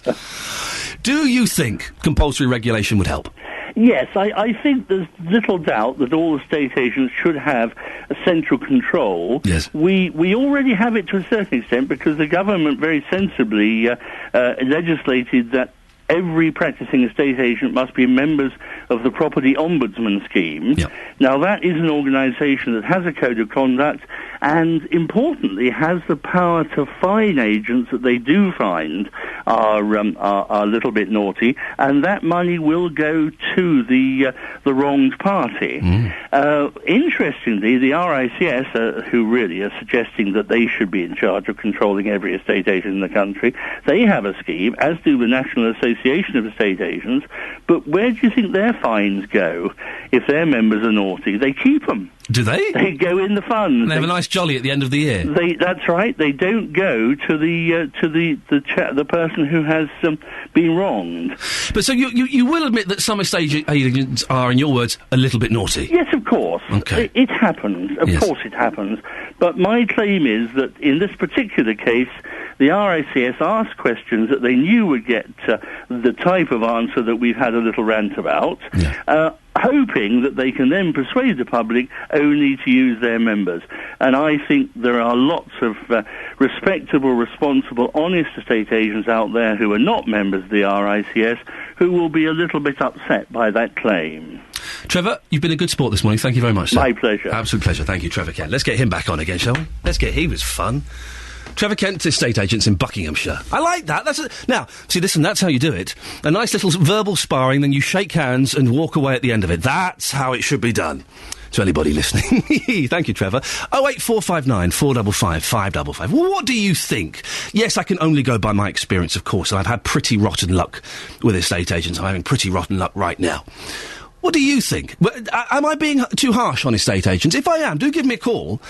This isn't one of those shows where we don't like people coming on who disagree with me. We like a little bit of, as you just said there, a little bit of sparring.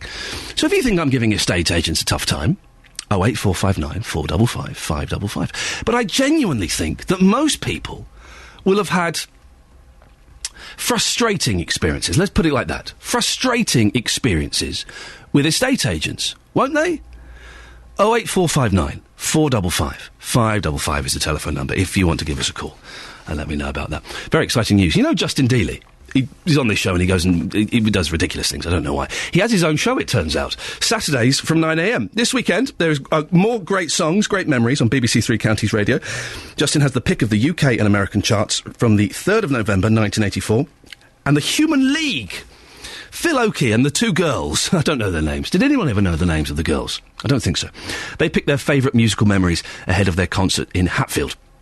Justin Dealey from 9 this Saturday morning on BBC Three Counties Radio. I've listened. It's a cracking listen. I thoroughly recommend it. 08459 455 555. Can we determine by 9 o'clock in this completely unscientific poll, estate agents, good or bad?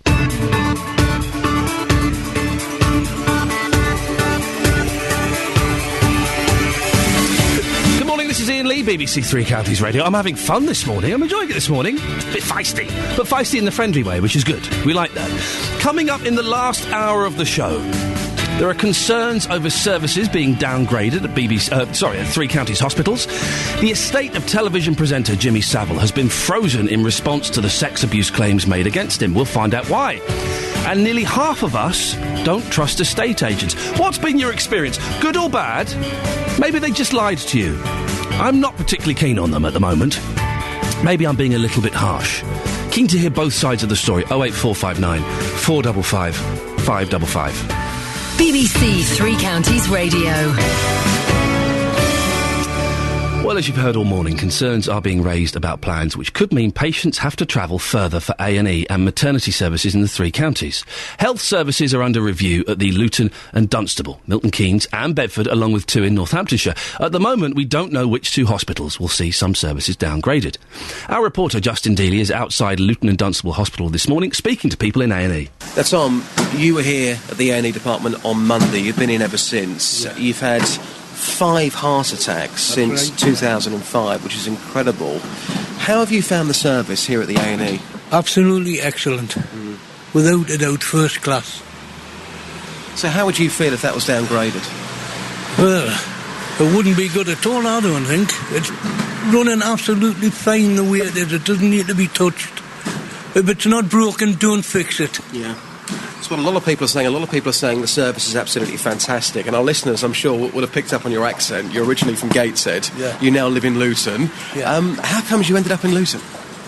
Oh, I started off in Watford in 1990. I moved down for work. And since then I've been all over the country, but I ended up in Luton 10 years ago. I was driving for a company here, and I've been here ever since. Yeah. So you've been in since Monday. When do you hope that you're going to be going home? Well, I haven't a clue when it comes to that. I'll be in here at least to over the weekend, because I'm not going to have some of my tests done for another 48 hours or so till the bleeding stops. But at least you're still smiling anyway. Oh yeah, got to, innit? Melanie, what's your thoughts on any type of downgrade here of the A&E at the Luton and Dunstable?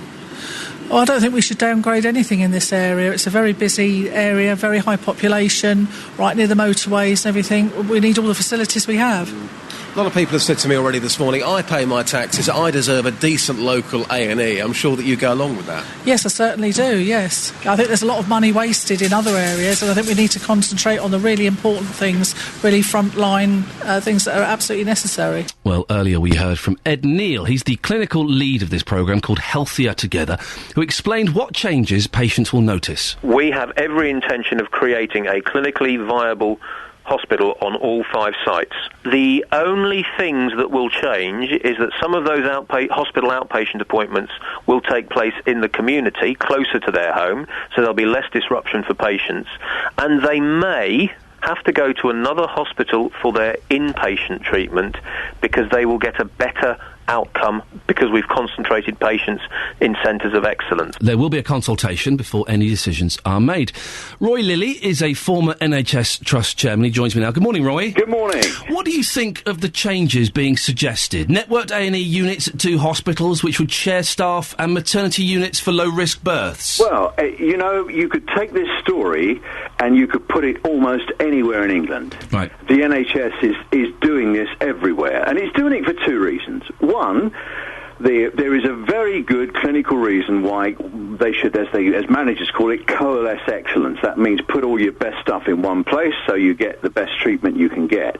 Because, the days when you could have an all-singing, all-dancing hospital on the corner of everybody's street are just over.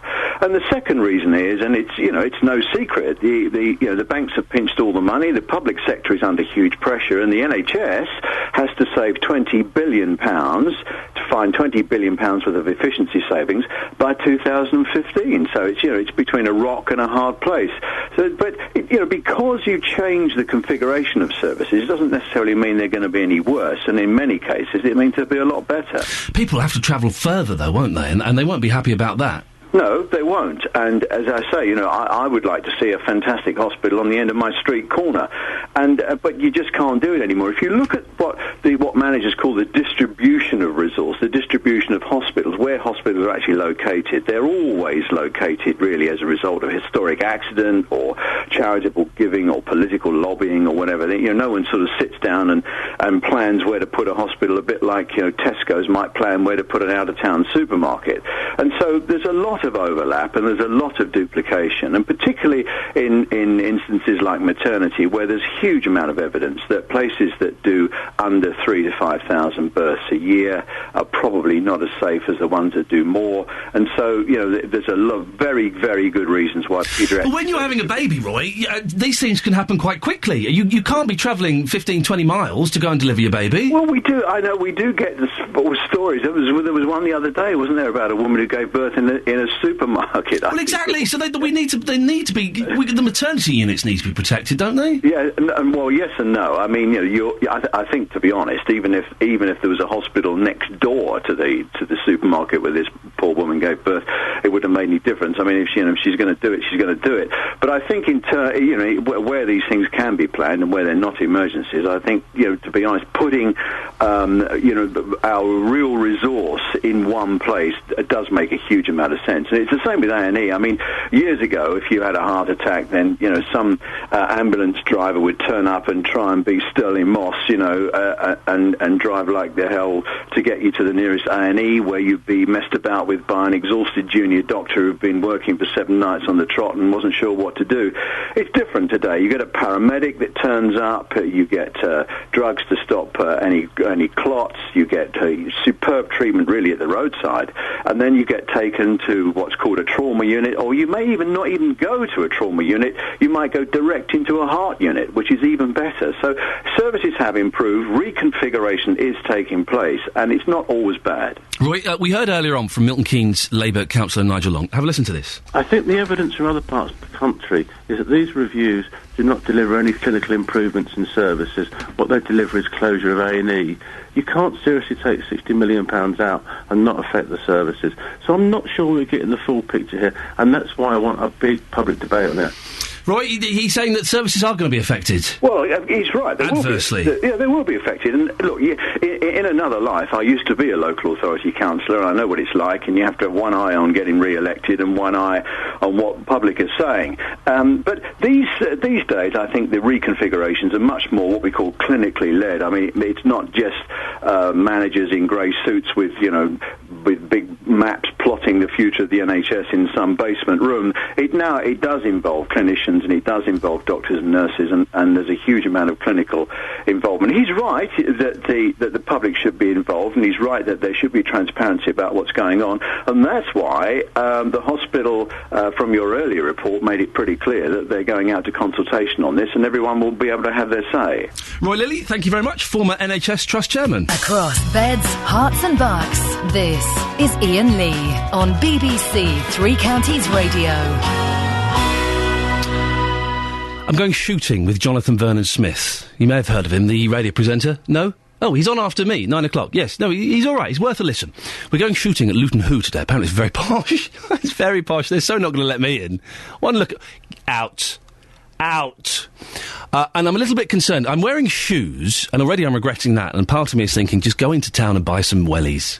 Go and get some galoshes. They don't call them galoshes anymore, do they? I used that word with my wife, and she went, what? I said, galoshes. She said, I've got no idea what you're talking about. Anyway, I've got some shoes. They're my smart shoes. They've got a hole, I've discovered this morning, in the what do you call it? The sole. That's it, isn't it? A hole in the sole. It's letting in water, to quote Neil from The Young Ones.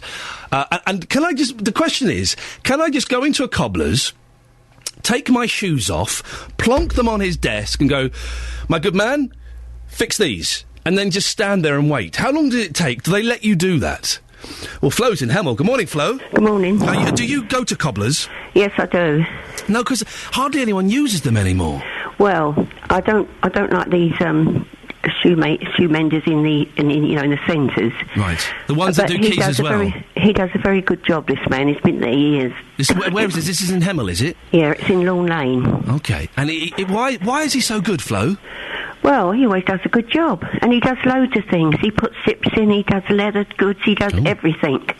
He's been there years. And if I were to go in there and plonk my shoes on the desk and say, fix these now, my good man, would he be able to do it straight away? Well, I don't know, but you could give him a ring and ask him. He's very good. Give him a ring and ask him, because you don't want to go all the way over there and he can't do them. So what makes it that cobblers are also good at cutting keys? I don't see how those two skills correlate. Well, it's not very hard to cut a key now, is it? Is it not? Well, they do it up the top shop here for a couple of quid, £2.50, so it can't be that hard to do, can it? I don't know, have you ever had a go? Yes. At cutting a key? No, I've had a go at using £2.50 instead of £5 down the town. And they work all right. Oh, well, you mean you've paid them to cut your keys? Yeah. I apologise, I got confused there for a second. I don't think you need a lot of experience if a corner shop can do it. Yeah, they're often just like young lads doing it, aren't they? Yeah, They've not been to key training, key cutting college. I don't think there's a lot of experience in it. Flo, listen, thank you very much indeed. 08459 455 555. Going to Hemel might be a little bit of a trek, just to get my shoes done. What I'll do is, after the show, I'll pop into Luton, I'll have a little look, I'll go and speak to a cobbler, but I might end up having to buy myself some wellies, because it's going to be wet out there, isn't it? shooting with Jonathan Vernon Smith. Who'd have thought this day would ever come? BBC Three Counties Radio. Oh, Jonathan Vernon Smith, you are such a naughty man. You are such a naughty man. You really are very, very naughty. I know. People don't realise just how naughty. You're blushing at your own naughtiness. I know. That was terrible, nice to see. Very, very. That was unprecedented. Unprecedented. Very, very nice to see you. Thanks very much. You're looking nice, aren't you? Yes. I'm going to go out and buy some wellies for the shoot. Now, this is a bit unfair because I've forgotten my willies, right, but I won't have time to go and buy willies. No, you won't, no. So what am I going to do? You're going to get wet feet? Should I put plastic bags around my feet? Do you remember when your mum used to do that? Put plastic bags around your feet? With some plastic bags. I'd rather be wet. Yeah. Well, no, I would rather not. These are very expensive shoes. They're not. They are. Really? They're handmade. Aren't all shoes handmade? Yes, but these are made by a very exclusive cobbler in Northamptonshire. Ooh. Do you think he'd be able to fix my shoes if I just... I am tempted to go into a cobbler's, just take them off, put them on the thing and say, fix these, please, my good man. Is that how it works? In that kind of way? Well, yeah, the polite, respectful way. I don't think down Timpson's they necessarily appreciate that kind of customer response. Come back in half an hour, mate. We are going to go shooting today at Lucy. We are. I can't wait. I'm very excited. I'm very excited. I'm more nervous about the poshness of it because you keep saying it's very posh. It's very posh. You don't get any riff-raff in there. Well. I'm worried that they're because you have to walk through like a metal riff-raff detector, and the alarm. I'm sorry, sir, the alarm goes off. I'm afraid you'll have to be asked to leave. Yeah, but you look nice. You look smart. You'll be fine, don't worry. I really genuinely think you are setting me up for a fall today. Or a shot in the leg. But more, I think you are setting me up to look like an idiot. No. Anyway, I'm going to record. Do that. I'm going to record it. I'm going to film you firing a gun as well and put it on YouTube. Are you? Yes. Great. I'm so excited, honestly. I'm very, very excited. I'm very excited. Okay, so what time will we be done by? Oh, I don't know. Okay, not too late. Well, apparently, I think I was reading on the website yesterday, we have 71 bullets. 71! We're going to be there for hours. Janet's on the line. Janet's called in. Good morning, Janet. Oh, no, she's gone. She's gone. No. She wanted to say that we should be wearing wellies. She heard your cackle and she got scared.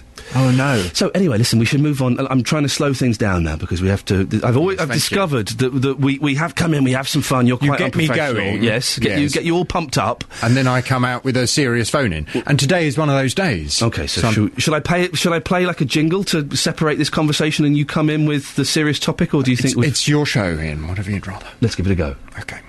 So he's Raw when they kind of just grab one another, whereas SmackDown is when they fling them over the back and all that. It's all the same. Oh, I can't stop What's it. the difference then? It's different. Oh, that one stopped. Okay. It turns out you could stop it. Right, I will do it. Right. So we're going to play a jingle, then you're going to come in with a serious, because it is serious. And so here we go. Right. Across beds, hearts and bucks, this is BBC Three Counties Radio.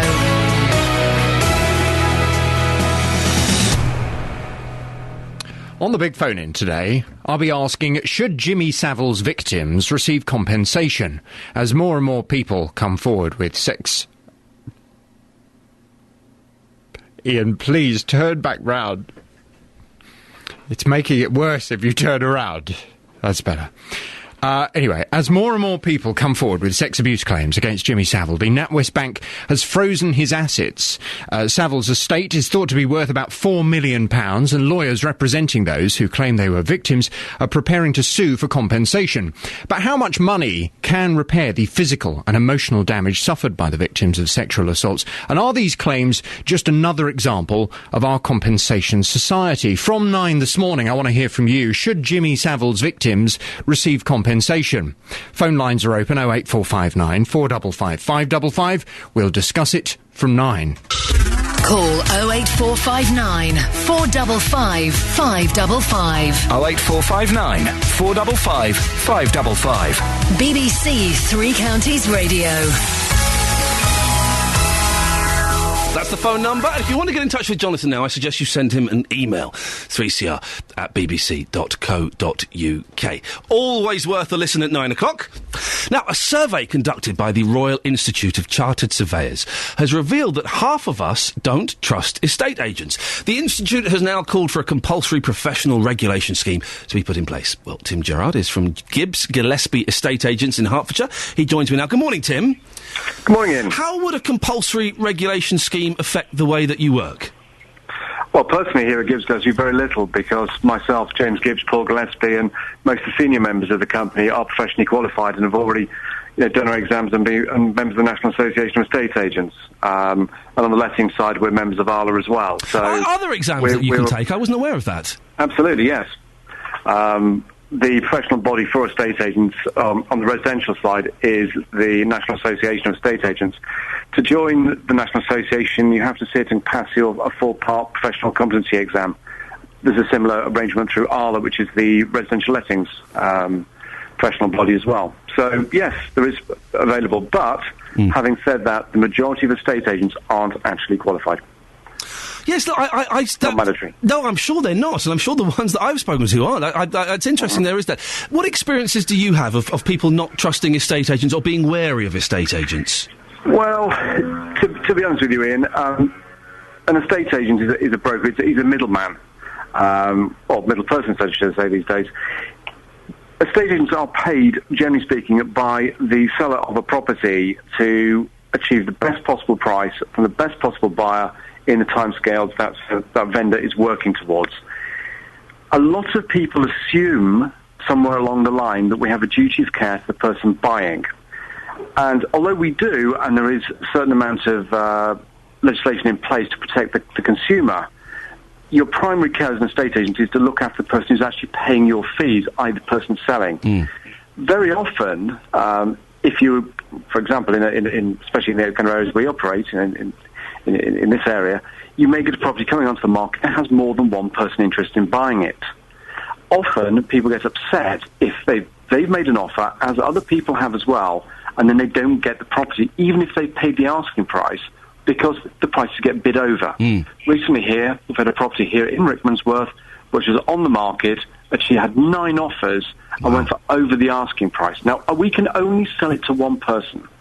So my colleague, when they were putting the deal together, carefully spoke to every party, assessed the ability of that buyer, who was in the best position, who was in the best position. Yes, the position is an important part, isn't it? Yes, as well as the money, yeah.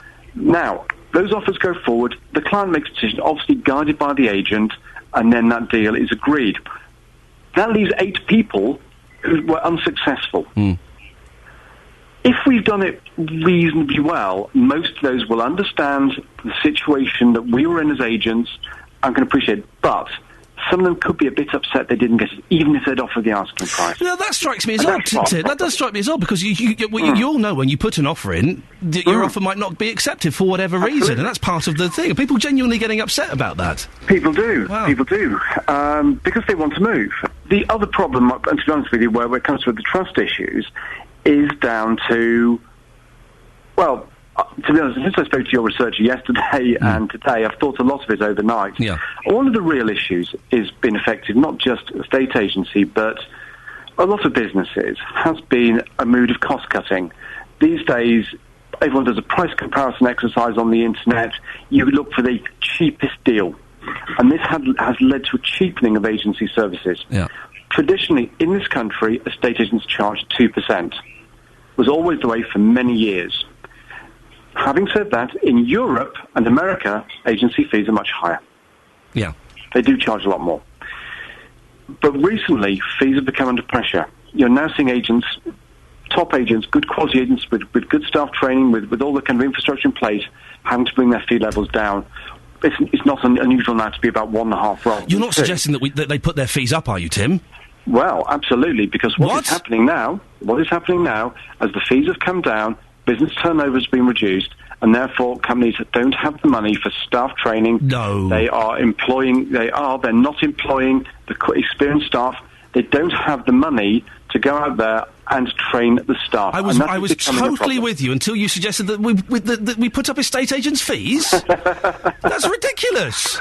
Not at all, not at all. You get what you pay for in life, and the simple fact is, the better companies that have the infrastructure do actually have, do justify a slightly higher Tim, fee. we have to end it there. I, just because we're running out of time, I could speak for ages. I was with you 100% until the claim we put up estate agents' fees. No, I don't think anybody would agree with that. But we have to move on. Tim Gerrard, thank you very much, of Gibbs Gillespie Estate Agents in Hertfordshire. We're talking about hospital closures, but not hospital closures, but potentially some of the services being reduced slightly and shared across the three counties. Richard is in Hemel. Good morning, Richard.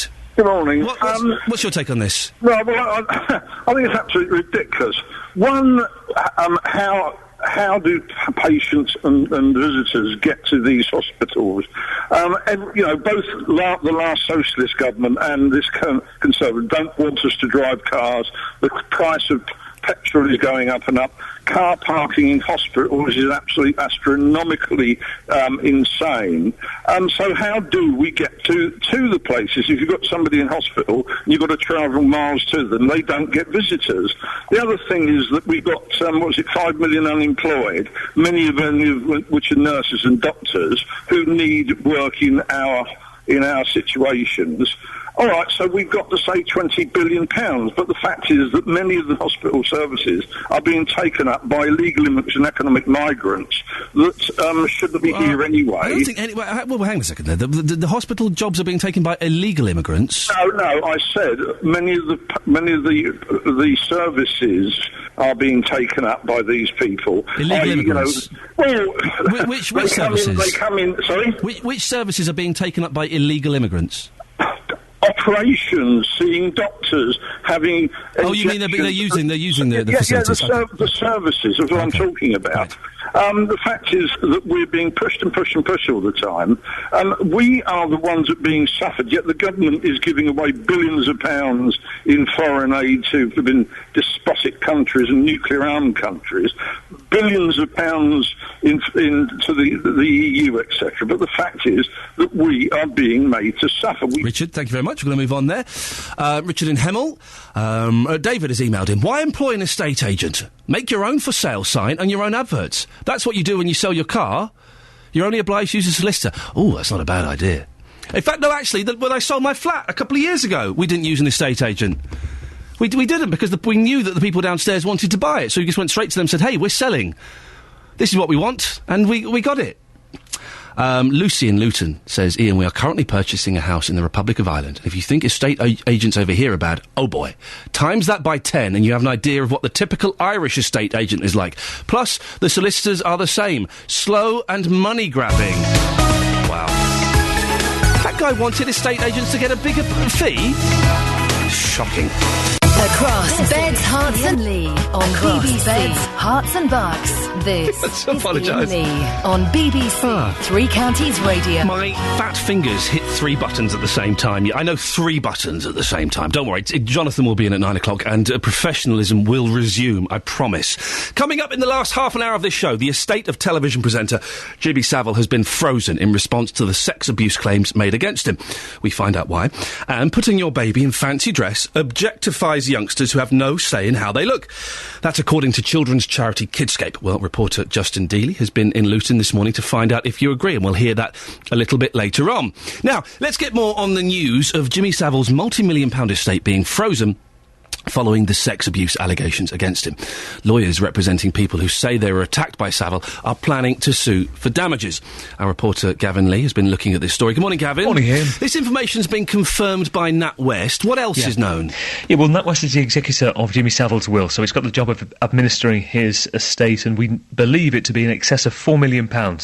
We had a short statement sent from NatWest last night which says that the claims have been raised over recent weeks, and because of that, the distribution of the estate has been put on hold. And there's a sequence here because the law firm Pannoni, which is acting on behalf of some of the victims, has said it is suing the estate. It's got a number of clients coming to it pretty much on a every other day basis. Every couple of days there's another client, in line really with the Scotland Yard investigation. 300 cases of harassment or alleged sexual abuse by Jimmy Savile over 4 decades, still getting more calls even today.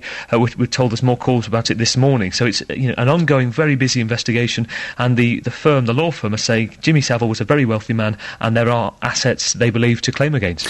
Can I say, Gavin, I was surprised it was only £4 million. I would have thought he would have had more than that. I mean, there's no way of knowing, but I would have thought it would have been more than that. Yeah, I think there is a sort of curious human instinct in actually this information being revealed in the first instance. My understanding is that in 2006 a will was written by Jimmy Savile. This is acting on this will. 600,000 was bequeathed to friends, family and other acquaintances, and the rest, 3.7 million, was bequeathed to Jimmy Savile Charitable Trust. So there is other properties which takes it to above 4 million. But of course we had a conversation 2 weeks ago about the Charitable Trust, saying, it's soul searching. How can you keep that name, and the fear of becoming synonymous with sexual abuse? So it's winding it down. Other charity groups have asked for that money, or at least a slice of that money. Of course that won't happen now. The money's frozen. It's going to be frozen for a while because the police investigation will have to take place first. There'll be a multiplicity of other investigations going on at the BBC, hospitals where he worked, as you know, Stoke Mandeville included, and the lawyers will have to take a side seat until that's completed. You mentioned that £600,000 to the family, Gavin. I don't know if you know this or not. Has that been already distributed? Have people got that? It's an interesting question. I believe it's in the process of being distributed. Some of the money has been shared, not all of it so far. I think there's something like, to break it down, about 20 friends of Jimmy Savile, family and neighbours, and he gave something like £1,000 to 10 other people each, and that's still in the process of being shared out. And some of that, I know one of the families have said that they haven't yet got the £1,000 that have been bequeathed. As and when they get it, they will give it to charity. Gavin Lee, thank you very much indeed. Excuse me, on the big phone-in at 9 with Jonathan Vernon-Smith. He wants to know, should Jimmy Savile's victims receive compensation? Across beds, hearts and bucks, this is Iain Lee on BBC Three Counties Radio. Now, I am going shooting with Jonathan Vernon-Smith later on, and we've had an email from Jeanette in Bedford, who says, Iain, you have to be appropriately dressed to go shooting with JVS. When I was in the West Country at the weekend, staying in a very posh hotel, there were a group of men staying there who were also going shooting. We're shooting clay pigeons, by the way, before anybody gets, excited. It's clay pigeons. They had their posh Land Rovers, I'm going in my polo, dressed with long socks to the knee, trousers to the knee and very smart shoes, and also wearing waxed jackets with large cigars in their hands. Do I imagine that you and JVS will be like this? Yeah, probably not. Probably not. One of the problems with the shooting thing today is I've got a hole in my shoe. Yes. Like the song. And I've never been to a cobbler before, except to get keys cut, and I don't know why those cobbling and key cutting, why they're similar skills. And I want to know, can you just go into a cobbler's, plonk your shoes on the desk and say, all right, my good man, can you fix these for me now? Well, Jamie Beach is from Jamie's Shoe Repairs in Hitchin. Good morning, Jamie. Good morning, Ian. How are you this morning? You all right? I'm very well, thank you. Now, my good man, if I plop my shoes on the table and take them off, plop them on the table and say, can you fix these now, what response will I get from you? Yes, sir, straight away. Oh, Jamie Beach! Fantastic. So, do people ever do that? Come in, just say, hang on a second, mate, bend over, unlace their shoes and get them up there? Yeah, all the time, Ian, yes. Oh, really? Yeah, oh, yeah. Okay. On a daily basis. I was worried that I was... I've never been to a cobbler. You've never been to a cobbler? Well, I've never used a cobbler, no. What do you do with your old shoes? You just throw them away and buy them new? away and go and buy a new pair. Ian, filling up landfill. It's not good in Hertfordshire. I wear my shoes for a week and then I throw them away, for goodness sake. Do you get a lot of customers? I do, yeah, get a fair amount, yeah, we're very busy. How many pairs of shoes do you repair a day? I've got a 60-litre box in front of me, and it's full up, overflowing, and that needs doing before I go home. You've got 60 litres worth of shoes? 60-litre box, full up, yeah. Two big questions. Do you cut keys? I do cut keys. Why? Why, as a man who repairs shoes, are you qualified to cut my front door key? It's the people out there that just buy shoes, throw them away, don't come to us spending money. We have to diversify into other areas to bring in the money, Ian. But why? I don't understand why there's why those two skills, are they similar skills? We're handy, you see. We can take our hand to anything. You know, we're sort of manual workers, and we can just take our hand to these things. And in your front window, do you have that tiny little model of an old man who fixes shoes, and it's like a little robot, and it does it? It's, where he's hammering away. Do you have that? No, they retail for £800, and my wife won't let me have one. I really, really want one, but she says no. They go for £800? They're selling for new £800. You wouldn't believe it, would you? the model I'm talking about. It's like about maybe 10 inches tall, and it's an old man, and he's hammering away. Yeah. £800. You wouldn't believe it, would you? So bring your shoes in, Ian. I mean, you could put some money towards that. Wow, okay. Maybe I'll get one. Is it true that you do the local police force shoes? I do, yes. Oh, that's a nice little contract to have, isn't it? It's not bad, yeah, when they pay. oh, hang on a second. Hang on, everybody. No, we have an exclusive here. This is a BBC Three Counties First for News exclusive. Jamie Beach, are you saying that the police officers in Hitchin are slow payers when it comes to fixing their shoes? I wouldn't imply that, no. He bottled out at the last minute. Jamie, listen, just to clarify, I could go into any decent cobbler's, unlace my shoes, plonk them on the desk, ask the good man to fix them, and if he's worth his salt, he'll do it. Yeah, mainly if you find a good independent local to you, you know, you might have to find him down the back streets. I'm pretty central, but he will do it for you. Jamie, thank you very much. Jamie Beaches from Jamie's Shoe Repairs in Hitchin. There you go, you see. Everyone was laughing at me saying, oh, you can't do that, Ian. Oh, you can't just go in and do that. Turns out you can. It turns out you can. Should we have a look at some of the papers? I say some of the papers. It's the posh ones. I haven't got the naughty ones. Someone's left the naughty ones upstairs. Let's be honest. We none of us read the naughty ones, but we prefer the naughty ones, don't we? Really? We are. Oh yes. No, I read the Times. I'm the Telegraph, the Indie. But really, if we're on a bus or a train or the back of a cab and someone's left the mirror in there, we have a little look in there, don't we? Of course we do. We like to have a little glance in there and see what's going on, because you know. Anyway, let's have a look at the front pages. The Daily Telegraph. Death Pathway Trusts paid millions. Concern grows over controversial programme as full extent of payments made to hospitals that hit their targets is uncovered. And also the coalition defeated on EU budget vote. The Times. Cameron humiliated on eve of EU budget. And red tape holds up ash tree cure. And they've also got a little strap about the Disney is going to remake well, not remake, they're going to make 3 new Star Wars films. Really? Is that what the world needs? More Star Wars? Not a fan of Star Wars. Don't really dig it at all. The Guardian.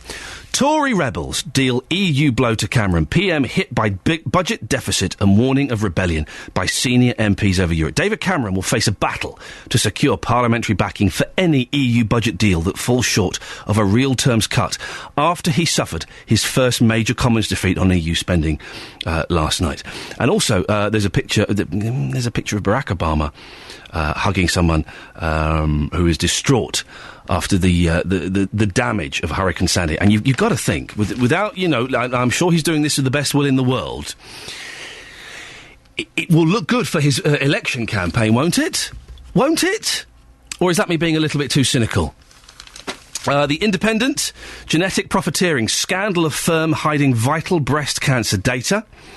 Oh, look, and there's a picture of Prince Andrew. Doesn't he look... Does he put on a bit of weight? It's getting a little bit chunky. And the Daily Mail. Tory Euro rebels humiliate Cameron.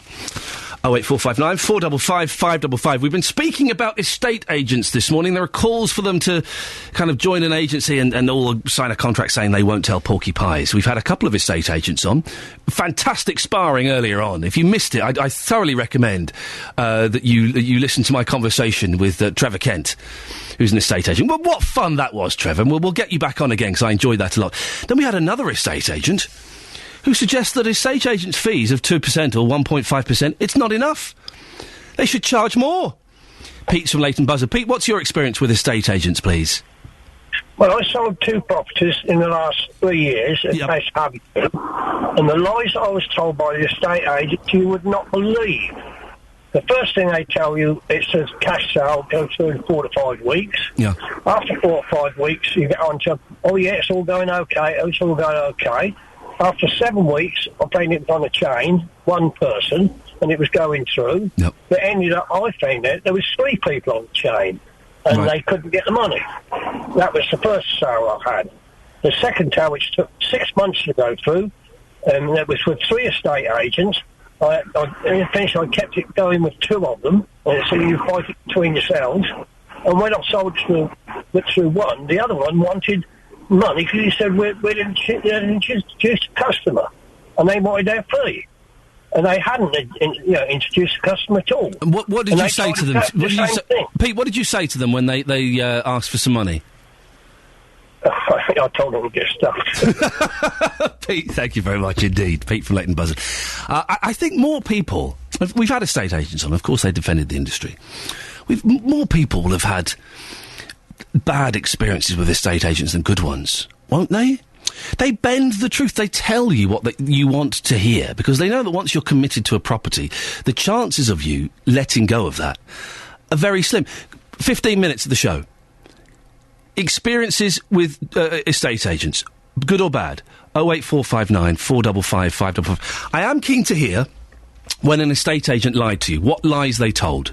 I'm also keen to get the other side. I don't want to be too harsh on them. If you've got a good estate agent story, give us a call now. We've got 15 minutes. You'll jump to the front of the queue. There's a couple of lines free. 08459 455 555. Beds, Hearts and Bucks weather. BBC Three Counties Radio. Oh, it's always a pleasure to do your forecast. Well, at the moment... Well, no, hang on, Elizabeth, you sounded sarcastic then. No, it is. Okay. I'm not being sarcastic at all. Good. It is always a pleasure. I should put my non-sarcastic voice on. And it's always a pleasure to have you doing them. I sound sarcastic. Oh, shut up. You get on with it. Just lots of love around this morning. Thank you very much, Elizabeth. Always worth a listen. It's excellent radio. Now, how do you feel when you see a young baby in a fancy dress costume? Is it cute, or are the parents objectifying them? Well, Claude Knights, the director of Kidscape, says we should think about the messages we are sending out about our attitudes to children. I spoke to her earlier. All I'm saying is, we had situations where, 3-4 month-olds were being dressed up as devils and so on. I just think, we just have to ask ourselves, basically, it's, freedom of choice.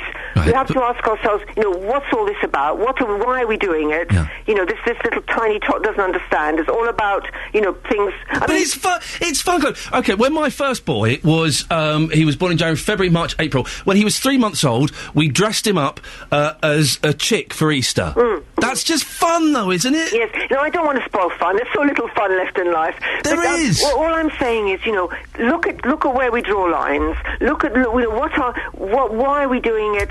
Are we sort of perpetuating, this kind of an industry? I like Claude. I thought she was great. I didn't agree with her point necessarily, but I thought she was great. One of the things about having kids is you can dress them up in ridiculous costumes and take photos of them, and then when they're 15, 16, they bring back their first boyfriend or their first girlfriend. You go, yeah, nice to meet you. Did you ever see him when he looked like this? When he was dressed up as a bear? It's great fun to do. And, of course, as kids get older, 2, 3, they love dressing up. One of my favourite things is you walk down the street and you just see a little boy walking with his mum dressed as Spider-Man. How cool is that? And it's because he said, Mum, can I dress up as Spider-Man today? Mum, can I be Buzz Lightyear today? Yeah, OK. I wish adults could do that. I wish you could just say, do you know what, I feel like dressing up as Batman today. I'm going to go to Sainsbury's, I'm going to wear my Batman outfit. Justin, have you got a Batman outfit? No, not a Batman outfit, but forget about children. Iain, I can tell you, yes. I look great as a devil. I really, really do. I might try it tomorrow. You up for that? That's throwing you, isn't it? Yes. You put a really terrifying, yet strangely erotic image into my head. It's a lovely image, but I saw loads of these photographs on Facebook myself last night, very young children in these outfits. I'm just outside the Chapel Street Nursery in Luton. I've been talking to Kalisha. Now, her son is called Tiano. He's 7 months old. Apparently, he's a right cheeky monkey. Yeah. Now, she didn't dress him up as a devil or a pumpkin last night, and here's the reason why. He's 7 months. He doesn't understand that it's Halloween. Actually, he did have on a devil headband, but that was for my brother, just to get him to kind of, feel like he fitted in. But at 7 months, it's a waste of money, I think, to dress them up, He doesn't understand that it's Halloween. Maybe next year, when he's a bit older. Now, what about next year, then? The idea that this charity is saying that next year, if you dress up your child, you are using your child as a party accessory. As a parent, what's your reaction to that? It's absolute rubbish, some people, what they say is just ridiculous. I don't understand how dressing up a child is using them as an object or anything. It's if the child wants to dress up, then why shouldn't they? If they have their friends over and they want to go trick-or-treating, then why not? It's just a bit of fun. Done safely and their parents are there, then why shouldn't they dress up? I can understand if the child doesn't want to dress up, and they don't want to go trick-or-treating. But if the parents want to spend the money on them and take them trick-or-treating, there's nothing wrong with that. OK, so just lastly, next year, if you were to dress up your child, you don't think that will make you a bad parent? No, it wouldn't. Because that's my choice, if he wants to... he's going to be a year next year. But it's not a bad choice. It's making you angry just talking about it, isn't it? It is, because there's loads of things that are happening at the moment that are worse than a child dressing up as a devil or a pumpkin. It's stupid.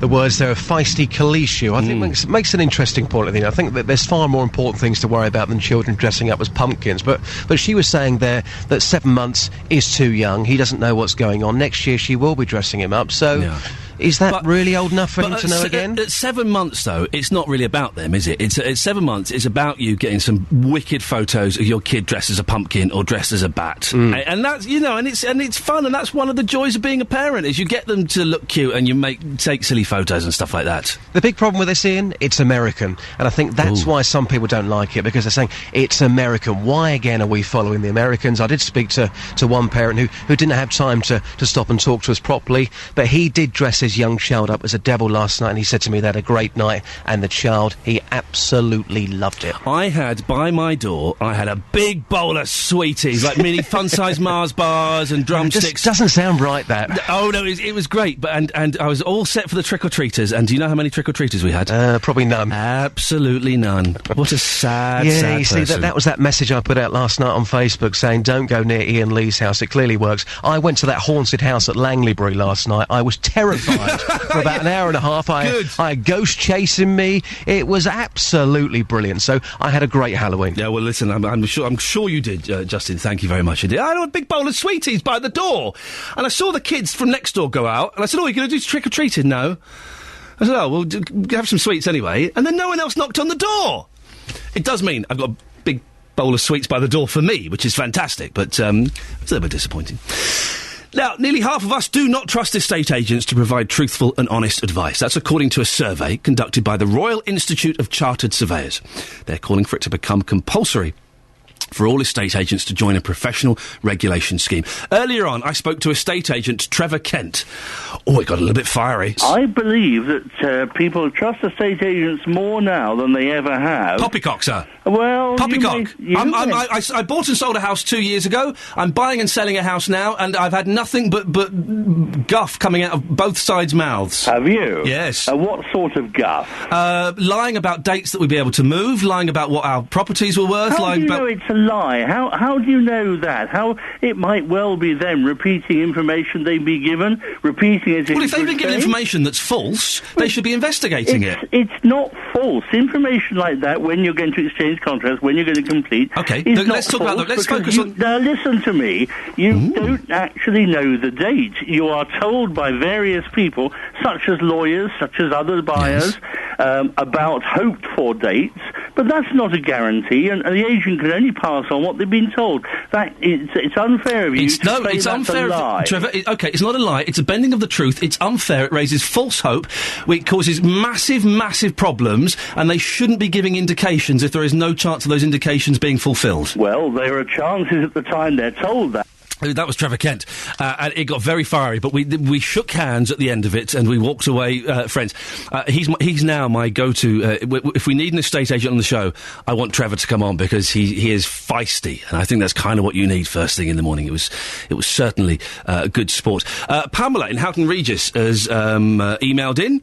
We'll do that in a minute. Let's go to Ian in Stevenage first of all, because he's on the phone. Good morning, Ian. Hello, Ian. How are you? I always get excited when I speak to another Ian. I don't know why. You used to be an estate agent, did you? Well, I used to be a negotiator, which is part of estate agency, obviously. You kept trying to get the deals tied up. When I was 20, 21, 22. We used to lie for our teeth. We used to say, we've got somebody else coming to view it this afternoon. When we didn't, we've got somebody just about to put an offer in. You better get in there before them. And it was awful. It was awful. It's just, you can't trust an estate agent. They're a dodgy lot. Do you know, I've always been suspicious when they say, well, yes, we've got another couple coming for their third viewing this afternoon. They're really, really keen. I'm always thinking, have you really? But if you really want the house, you can't take that risk, can you? Exactly. It's like pressure sales. It's playing on people's emotions. But, we used to do it all the time, and it got us sales, and sometimes you just don't need an estate agent. I don't know why some people with some of their lovely houses use an estate agent. Surely there must be a company out there that would charge a quarter of the price to marketing them to advertise somebody rather than spending. Ian, very quickly, you said you were 22 when you were doing this. Yeah. Oh, I don't like it. I don't like it when it's a boy. When it's a boy showing me around a house you know is still living with his mum and dad, you think, no, I want a man or a woman taking me around.